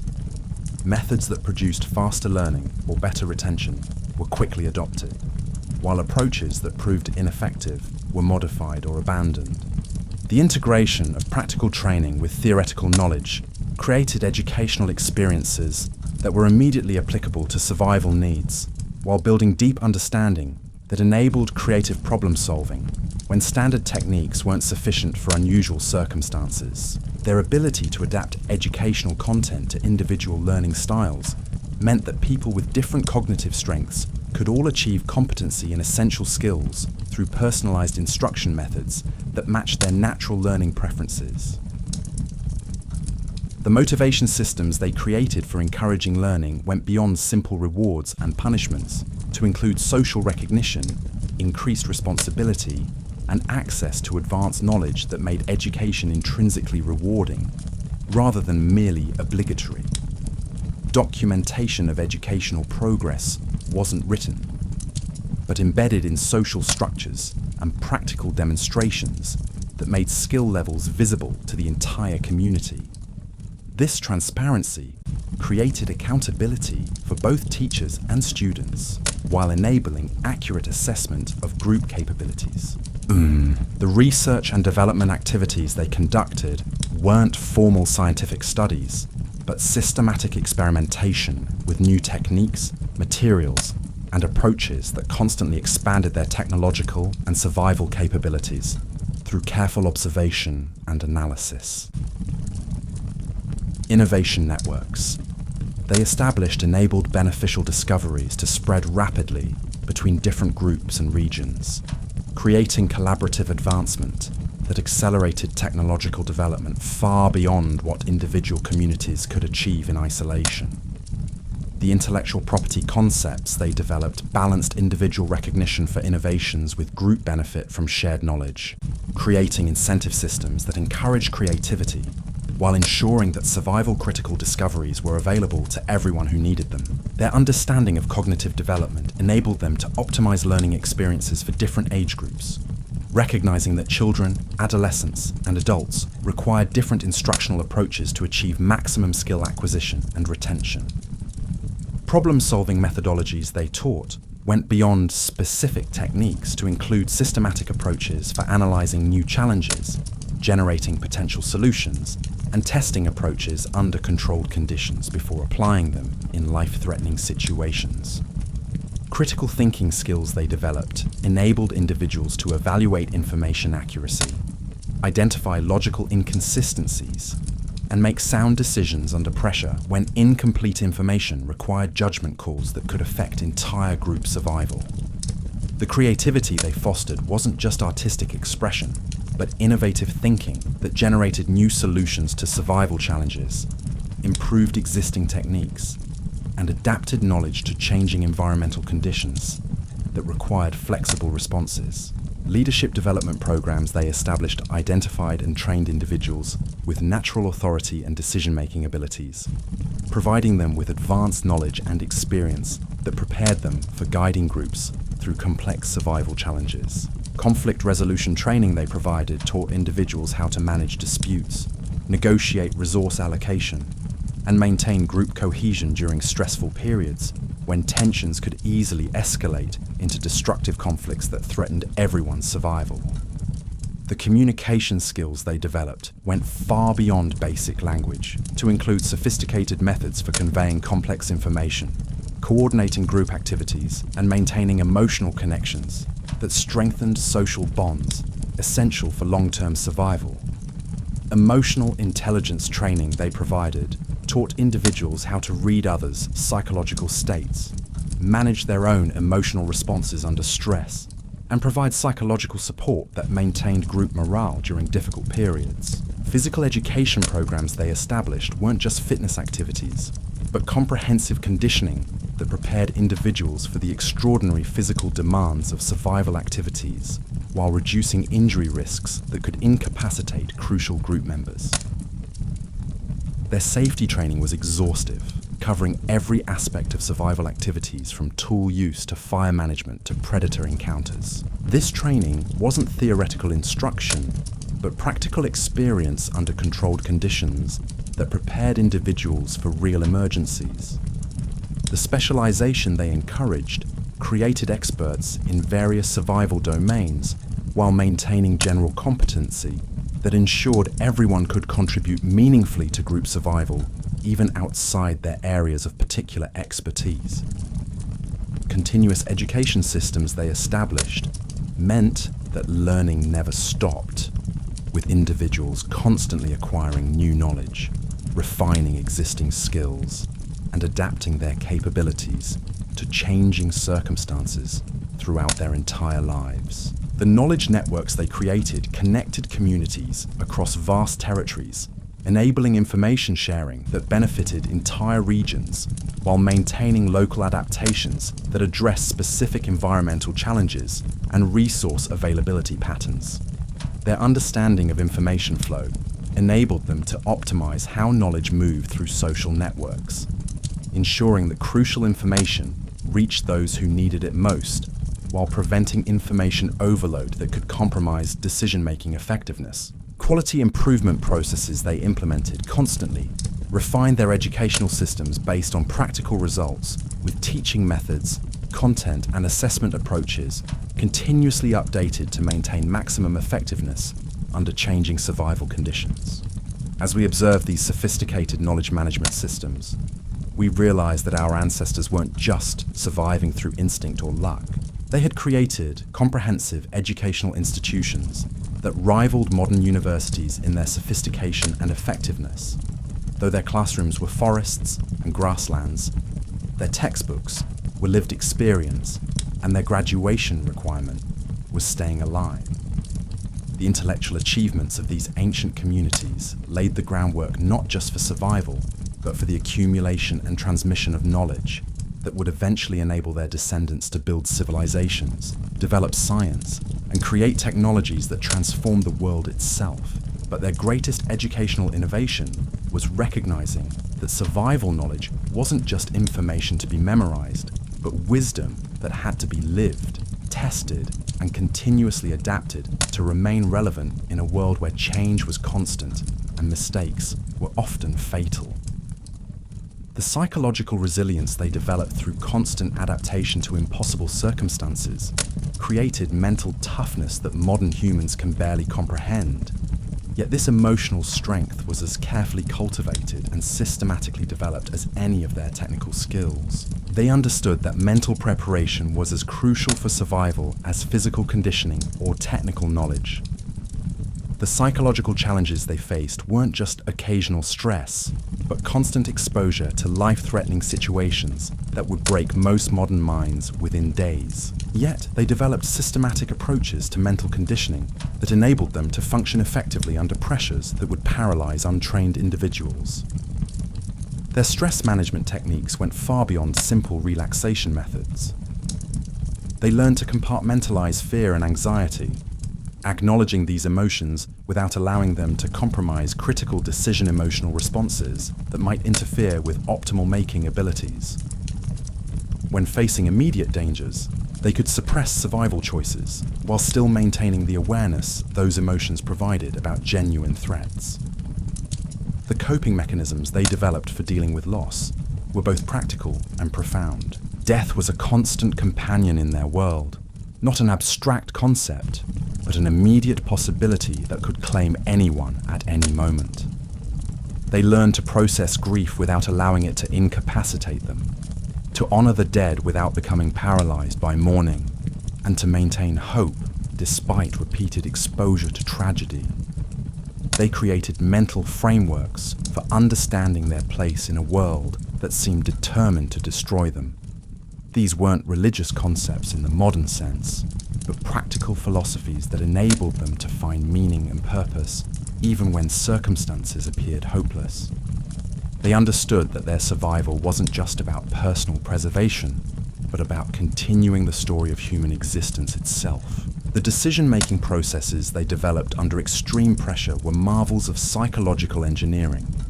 When facing situations where wrong choices meant immediate death, they learned to evaluate options rapidly while maintaining accuracy. They could process multiple variables simultaneously, weigh risks against benefits, and commit to courses of action even when perfect information wasn't available. Their ability to maintain optimism despite overwhelming challenges wasn't naive positive thinking, but realistic assessment combined with determination to find solutions, regardless of circumstances. They understood that despair was a luxury they couldn't afford, that maintaining hope was a survival skill as essential as finding water or avoiding predators. The mental discipline they developed enabled them to focus intensely on immediate tasks while maintaining awareness of broader environmental conditions. They could concentrate on detailed work like tool making while remaining alert to potential dangers that might require instant response. This divided attention wasn't distraction, but sophisticated mental multitasking that maximized both productivity and security. They learned to read their own psychological states with clinical accuracy, recognizing when fatigue, stress, or emotional disturbance was affecting their judgment. This self-awareness enabled them to compensate for psychological limitations or seek support from others when their mental state might compromise group safety. The confidence they projected wasn't arrogance, but carefully calibrated psychological positioning that served multiple survival functions. Appearing strong and capable deterred potential human enemies, while providing psychological support to group members who needed reassurance. But they also knew when vulnerability was appropriate, when asking for help strengthened rather than weakened their position. Their memory systems were trained to extraordinary levels of accuracy and capacity. They could recall vast amounts of information about environmental conditions, animal behavior, weather patterns, and resource locations with precision that would impress modern computers. But more importantly, They knew how to organize this information for rapid access during emergencies, when seconds could determine outcomes. The attention training they developed enabled them to notice subtle environmental changes that provided crucial survival information. A shift in wind direction that might indicate weather changes, changes in animal behavior that could signal approaching predators, variations in plant growth that revealed underground water sources. Their observational skills were honed to detect patterns invisible to untrained eyes. They understood the psychology of fear and used it as a tool rather than allowing it to control them. Fear provided valuable information about potential dangers, but they learned to analyze that information rationally rather than responding with panic or paralysis. They could feel afraid while still acting courageously when circumstances required brave choices. The mental rehearsal techniques they used prepared them for various emergency scenarios before they occurred. They would mentally practice responses to predator encounters, environmental disasters, or resource shortages, creating psychological preparedness that enabled effective action when real emergencies arose. This mental preparation was as important as physical training for survival success. Their ability to remain calm under extreme pressure wasn't natural temperament, but learned skill developed through gradual exposure to increasingly challenging situations. They built stress tolerance systematically, starting with manageable challenges and progressively developing the mental toughness needed for life or death situations.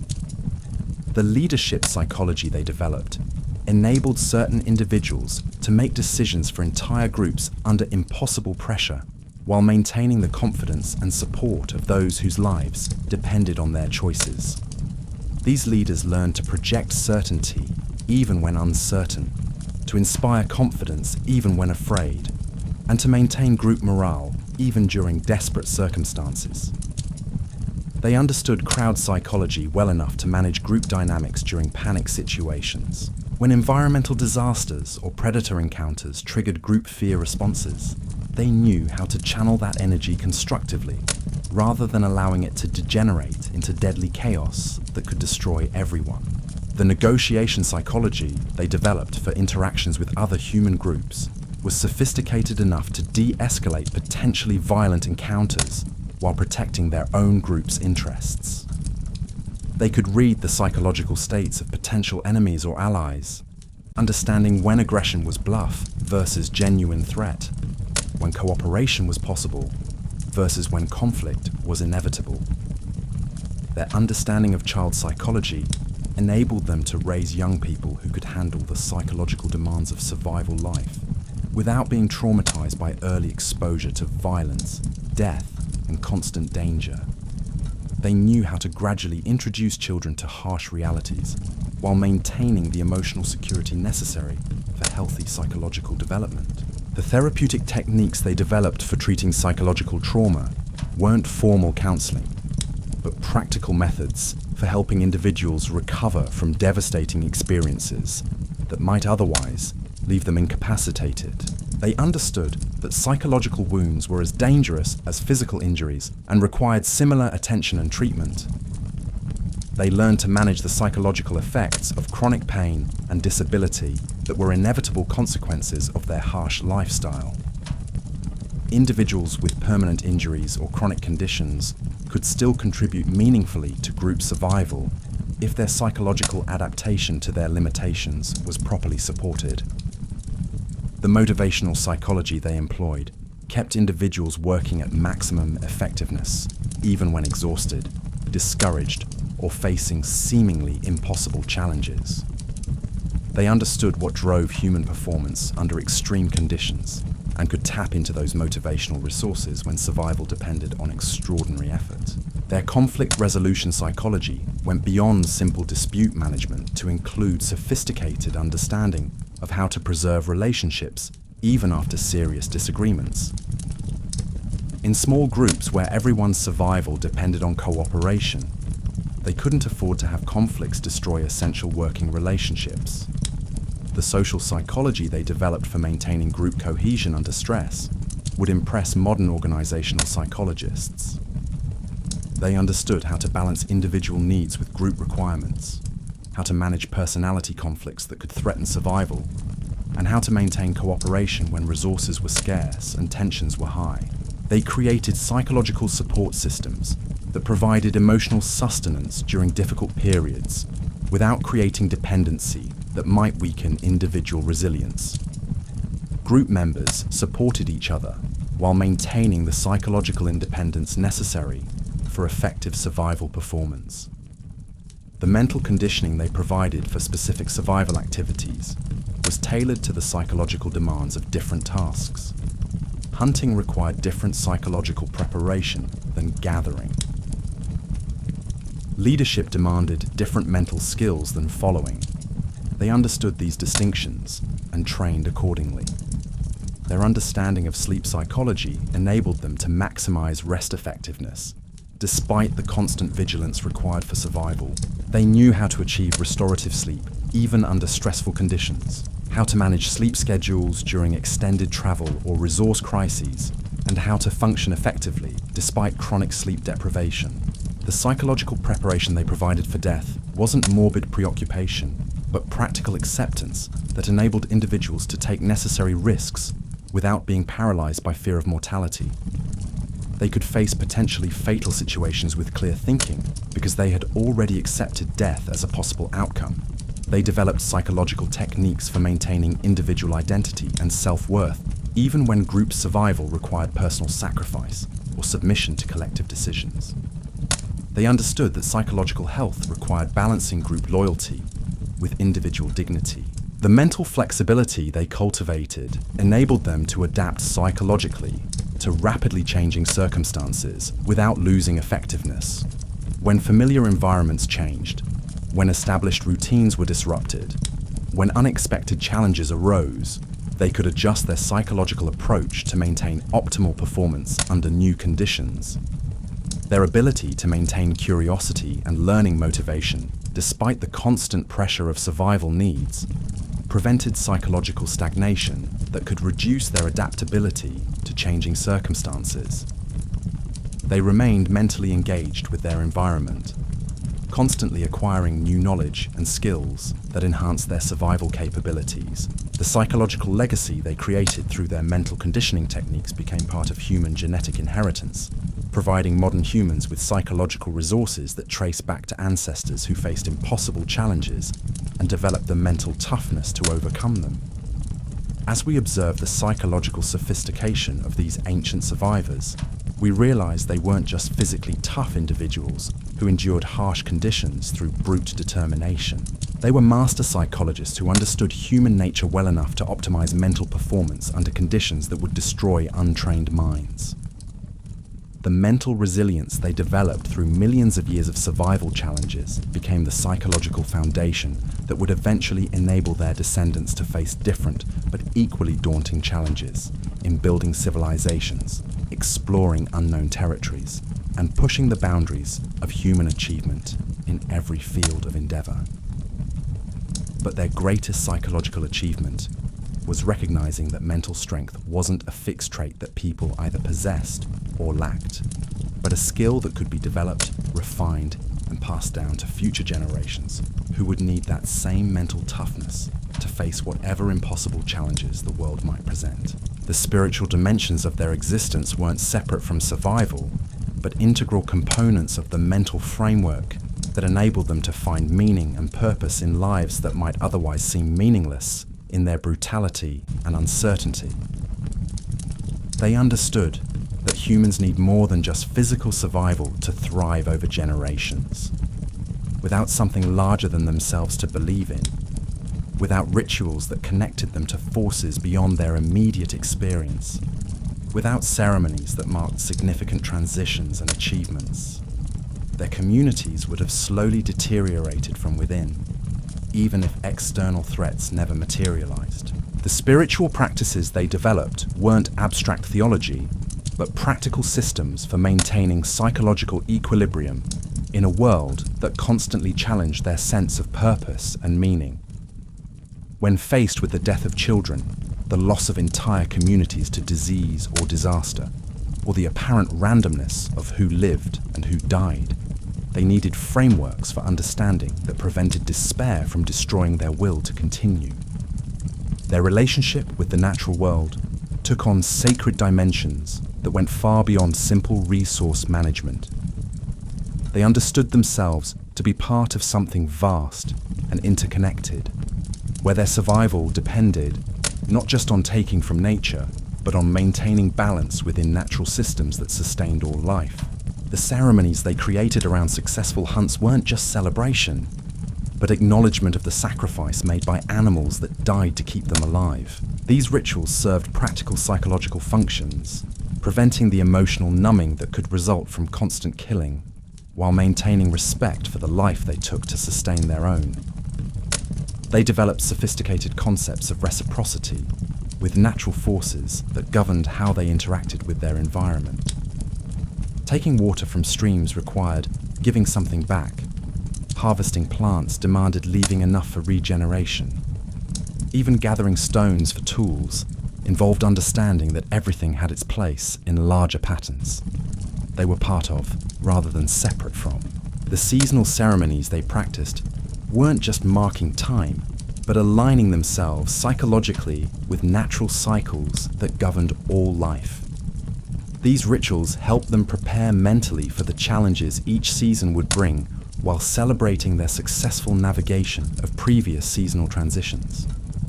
Their understanding of death transcended simple biological termination to encompass concepts of continuation that provided comfort without denying reality.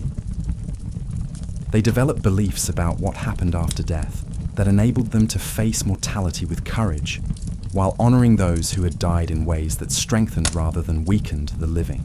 The burial practices they created served multiple functions beyond simple disposal of bodies. These rituals provided psychological closure for grieving community members, while establishing connections between the living and dead that maintained group identity across generations. The deceased weren't forgotten, but transformed into ancestors whose memory provided guidance and inspiration. They created concepts of legacy that motivated individuals to act for the benefit of future generations, even when personal survival was uncertain. Understanding that their actions would affect descendants they would never meet provided purpose that transcended immediate personal needs and created motivation for behaviors that benefited long-term group survival.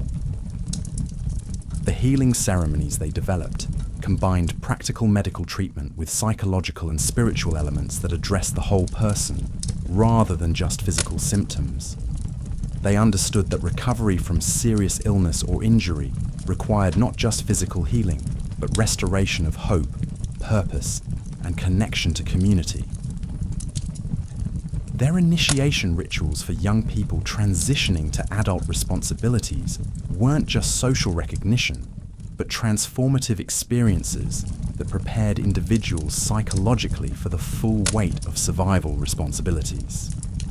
These ceremonies marked real changes in capability and status, while providing community support for individuals facing new challenges. The storytelling traditions they maintained weren't just entertainment or education, but sacred activities that preserved the essential truths about human existence and their relationship with the world around them. These stories carried spiritual wisdom alongside practical knowledge, providing both technical instruction and existential guidance. They developed concepts of sacred places that weren't just locations with practical importance, but sites that held special meaning for community identity and spiritual practice.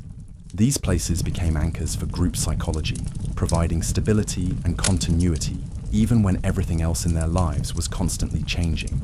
The artistic expressions they created went beyond simple decoration or even symbolic communication to become spiritual practices that connected them with creative forces they recognized as fundamental to existence itself.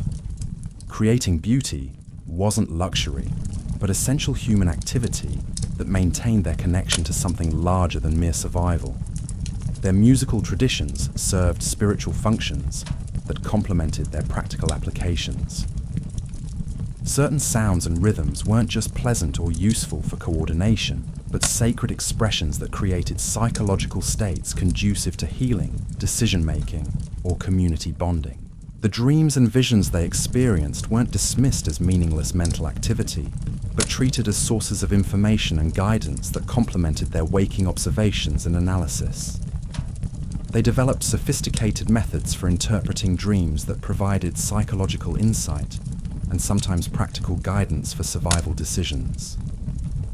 They created concepts of personal power that weren't just physical strength or technical skill, but spiritual qualities that enabled individuals to influence their circumstances through force of will, proper relationship with natural forces, and alignment with larger purposes that transcended individual needs. The taboos and restrictions they established weren't arbitrary rules, but sacred boundaries that protected both individuals and communities from actions that might disrupt the delicate balances they depended on for survival. Breaking these taboos wasn't just social transgression, but spiritual danger that could affect entire groups. Their understanding of healing extended beyond physical medicine to include spiritual restoration that addressed the deeper causes of illness and injury. They recognized that many health problems had psychological or spiritual components that required treatment alongside physical symptoms. The leadership roles they created for spiritual guidance weren't separate from practical survival functions, but integrated positions that combined religious authority with expertise in healing, weather prediction, conflict resolution, and other essential survival skills. They developed concepts of purification that weren't just physical cleansing, but spiritual practices that restored individuals and communities to proper relationship with natural forces and each other. These purification rituals served psychological functions that maintained mental health under constant stress. The blessing ceremonies they performed over tools, food, shelters, and other survival necessities weren't just symbolic gestures, but spiritual practices that reinforced proper attitudes and behaviors toward the resources they depended on for life. Their understanding of sacred time created rhythms that balanced intense survival activity with periods of reflection, ceremony, and spiritual practice that maintained psychological health and community cohesion over extended periods. They recognized that certain individuals possess special gifts for spiritual practice that complemented but didn't replace their practical survival contributions. These spiritual specialists provided services that were as essential for group survival as hunting, gathering, or tool-making. The protective rituals they developed weren't just psychological comfort, but spiritual practices they believed provided real protection from dangers that couldn't be addressed through physical means alone. These rituals gave them confidence to take necessary risks while maintaining appropriate caution. Their concepts of spiritual pollution and contamination weren't just primitive superstition, but sophisticated understanding that certain actions, experiences, or associations could disrupt the psychological and social balances that were essential for group survival. The Thanksgiving ceremonies they practiced weren't just gratitude expression, but spiritual practices that maintained proper humility and perspective about their place in natural systems that sustained their lives through forces far greater than human control. They developed understandings of spiritual inheritance that connected them not just to immediate ancestors, but to all previous generations whose survival had made their existence possible. This connection provided both guidance and obligation that motivated behaviors beneficial for long-term survival. The sacred objects they created and maintained weren't just symbolic items, but spiritual tools that focused psychological energy and provided tangible connections to forces and principles that guided their survival decisions and community relationships. Their concepts of spiritual balance weren't abstract philosophy, but practical understanding that their survival depended on maintaining proper relationships between opposing forces, complementary elements, and competing needs that required constant adjustment and attention. The prophecy and divination practices they developed weren't just attempts to predict the future, but spiritual methods for accessing intuitive wisdom that complemented their rational analysis of survival challenges and opportunities. They understood that spiritual practice wasn't separate from daily survival activities, but integrated into every aspect of their lives in ways that provided meaning, guidance, and psychological strength that enabled them to continue thriving despite impossible circumstances. The meditation and contemplation practices they developed weren't escape from survival realities, but spiritual disciplines that enhanced their ability to observe accurately, think clearly, and maintain emotional equilibrium under the constant pressures of life or death decision-making. Their understanding of spiritual communication enabled them to maintain connections with other groups across vast distances through shared symbols, rituals, and beliefs that created cultural networks extending far beyond their immediate survival communities. The sacred knowledge they preserved wasn't just religious doctrine, but spiritual wisdom that provided frameworks for understanding their place in existence, while offering practical guidance for maintaining the psychological and social conditions necessary for long-term survival. As we witness the spiritual sophistication of these ancient communities, we realize they weren't just clever animals who learned to use tools and cooperate for survival. They were fully human beings who understood that survival itself was meaningless without purpose, that existence required more than just staying alive, and that true thriving demanded connection to something greater than individual or even group preservation. The spiritual foundations they established through millions of years of survival challenges became the basis for all subsequent human religious and philosophical traditions, providing the existential frameworks that would eventually enable their descendants to create civilizations, develop ethical systems, and explore the deepest questions about meaning and purpose that continue to drive human development today. But their greatest spiritual achievement was recognizing that humans cannot survive as merely biological organisms competing for resources. They understood that true human survival requires meaning, connection, and purpose that transcend immediate physical needs, and they created spiritual practices that provided these essential elements while never losing sight of the practical realities that determined whether they lived or died. The dawn light filtering through morning mist revealed landscapes that held no comfort for the weak or unprepared. Yet our ancestors had learned to read these same vistas as maps of possibility, sources of sustenance, and homes that provided everything necessary not just for survival, but for the continuation of human consciousness itself across impossible spans of time. Their legacy lives not just in our genes, but in the deeper recognition that being human means facing impossible odds with intelligence, cooperation, and an unshakable determination to find meaning in existence, no matter how brutal the circumstances or uncertain the future. They had mastered the ultimate survival skill, the ability to remain fully human while doing whatever it took to stay alive. The mastery they achieved in reading their environment extended far beyond simple observation into realms that would challenge modern environmental scientists. Every sound in their world carried information that could mean the difference between life and death. The rustle of leaves wasn't just wind, but a complex audio signature that revealed wind direction, intensity, and changes that might indicate approaching weather systems.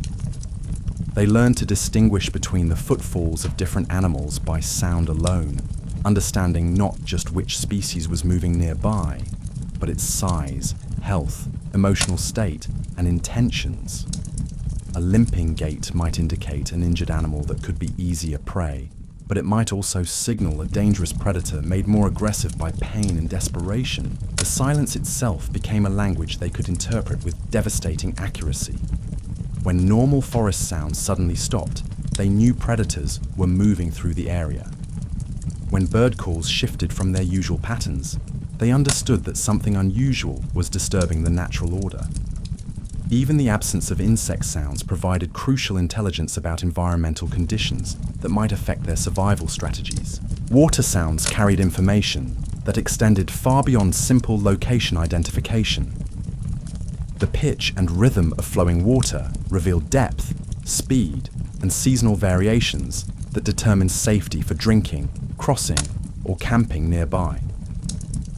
They could hear the difference between water flowing over stone versus sand, between streams that would be reliable year-round versus seasonal flows that might disappear during dry periods.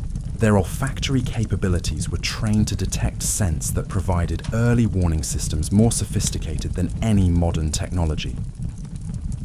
The smell of rain hours before it arrived enabled them to seek shelter or position themselves to collect precious water.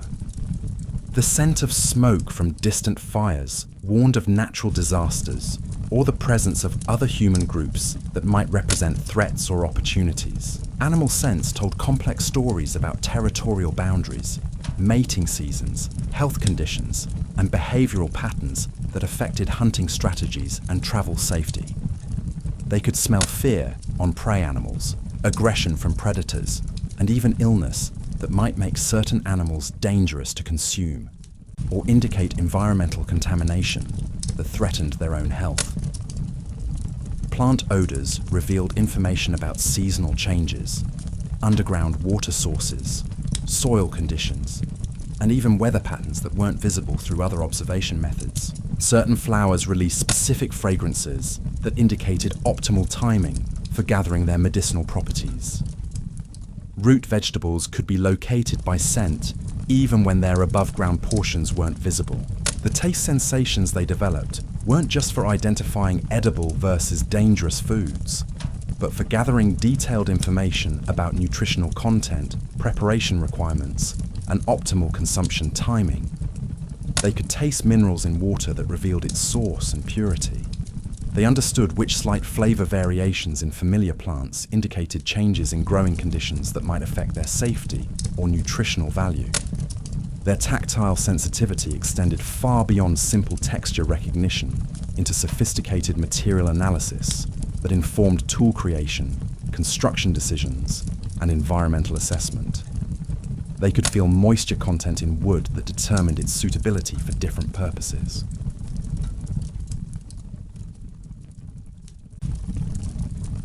Soil texture revealed information about water retention, plant growth potential, and stability for construction projects. Temperature variations they could detect through touch provided weather prediction capabilities that complemented their other environmental monitoring methods. Subtle changes in air temperature, ground warmth, or water temperature gave them advance warning of weather changes that might require adjustments to travel plans, shelter arrangements, or resource gathering activities. The pressure sensations they learned to interpret included atmospheric changes that preceded weather events, ground vibrations that indicated animal movements or geological instability, and air currents that revealed wind patterns crucial for fire management, scent tracking, and weather prediction.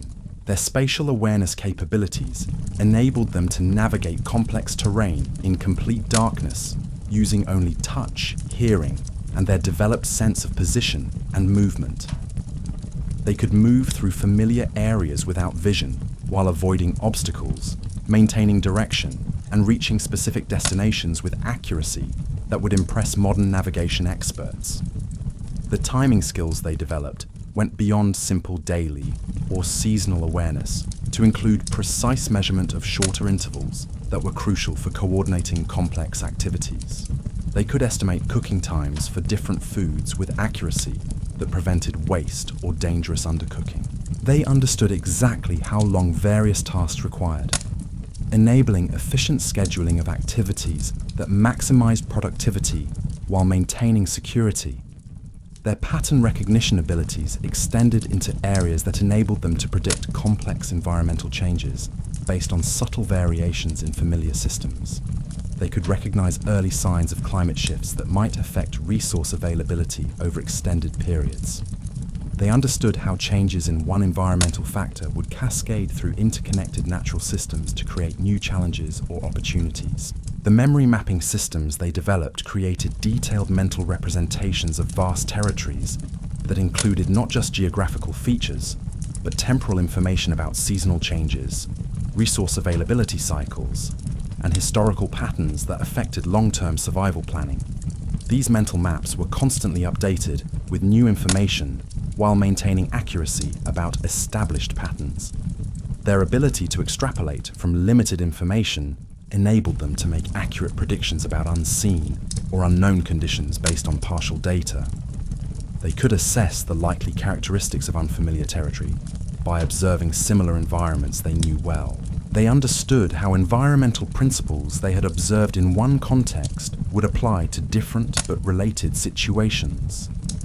The analytical capabilities they developed for processing complex environmental information would challenge modern computer systems. They could simultaneously track multiple variables, recognize subtle correlations between seemingly unrelated factors, and integrate vast amounts of sensory data into coherent understanding that informed optimal survival decisions. Their experimental methodologies for testing environmental theories were rigorous enough to generate reliable knowledge while avoiding dangerous mistakes. They could design controlled observations that revealed cause and effect relationships without exposing themselves to unnecessary risks during the testing process. The documentation systems they created for preserving environmental knowledge weren't written records, but sophisticated mental filing systems that organized vast amounts of information for rapid access during emergencies while maintaining accuracy across generations of knowledge transmission. Their quality control methods for environmental information were more stringent than many modern scientific processes. Knowledge that proved inaccurate under real-world conditions was immediately identified and corrected. Environmental theories had to demonstrate consistent reliability before being accepted as trustworthy survival information. The collaboration networks they established for sharing environmental knowledge created information exchange systems that covered vast geographical areas while maintaining local specificity that addressed unique regional challenges and opportunities.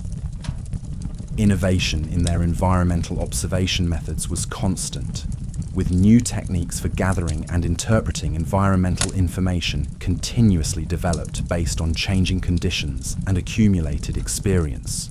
The integration of their various environmental monitoring capabilities created synergistic awareness that provided understanding far greater than the sum of individual sensory inputs.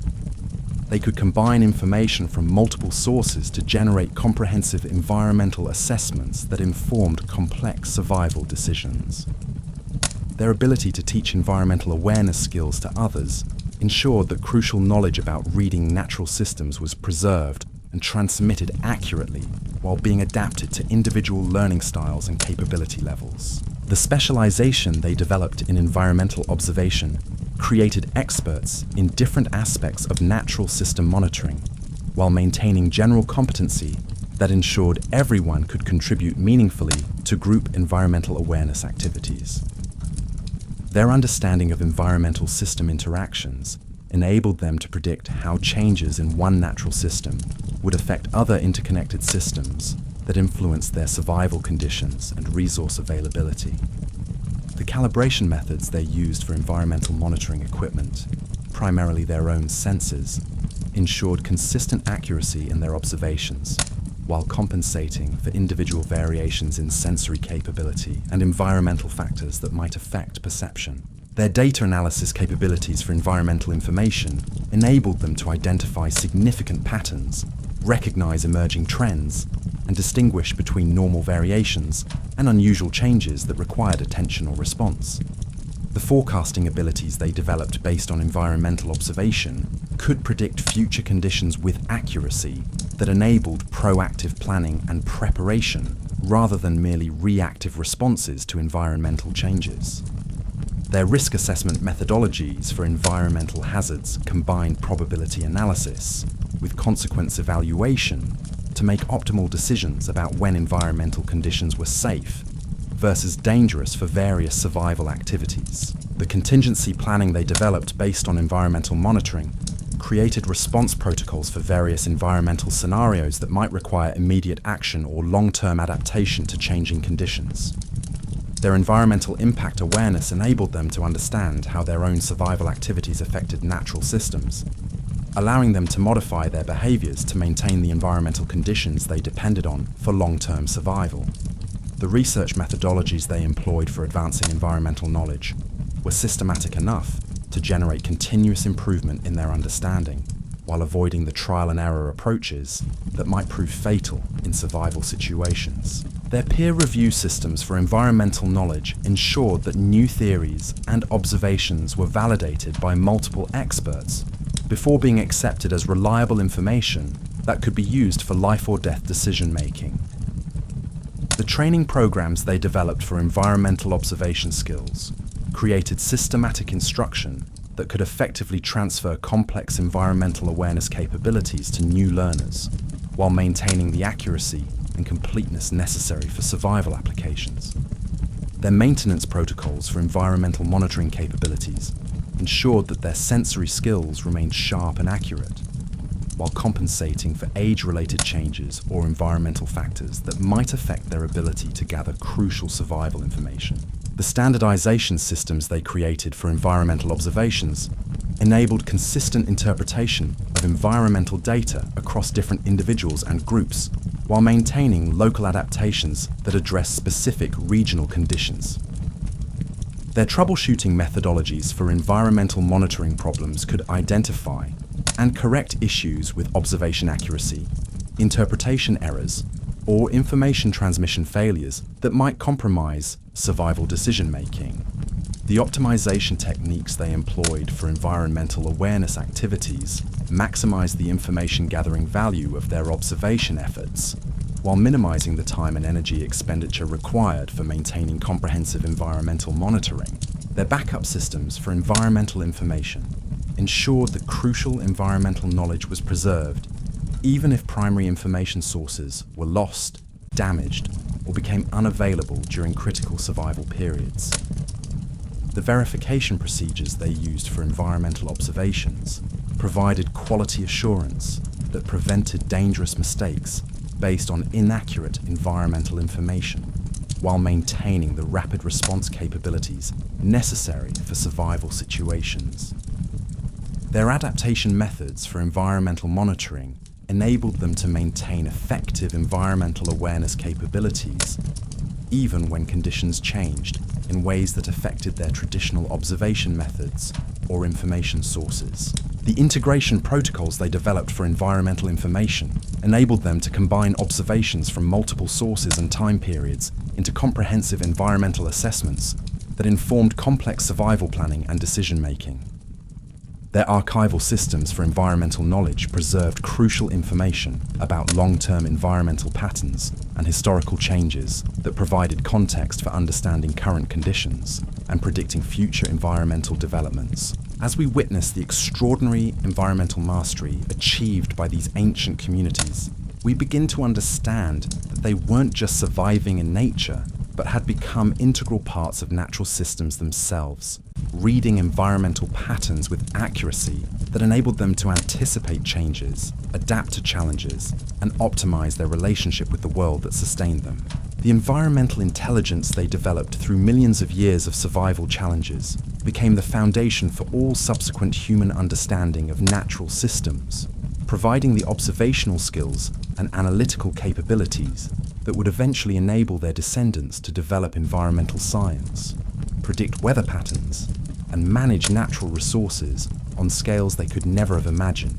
But their greatest environmental achievement was recognizing that humans weren't separate from natural systems, but participants in environmental processes that required understanding, respect, and careful management to maintain the conditions that enabled not just individual survival, but the continuation of human life itself across countless generations. The sophisticated relationships they built with other species went far beyond simple predator-prey dynamics or basic resource competition. They understood that their survival was intimately connected to the health and behavior of countless other life forms, creating complex ecological relationships that required constant attention and careful management. Their partnerships with certain animal species were strategic alliances that benefited both humans and their animal collaborators. Wild dogs that learned to hunt cooperatively with human groups received reliable food sources while providing tracking abilities, protection, and hunting assistance that multiplied human effectiveness far beyond what either species could achieve alone. As we reach the end of our journey through this ancient world, one truth becomes undeniably clear. Our ancestors didn't just survive 4.7 million years ago, they mastered existence itself in ways that would humble every modern expert. They transformed impossible conditions into opportunities, turned deadly environments into homes, and created the foundation for everything we consider human today. Tonight, as you rest in comfort they could never imagine, remember that their blood flows in your veins, their resilience lives in your spirit, and their unbreakable determination to survive against all odds remains the greatest gift they could have given you.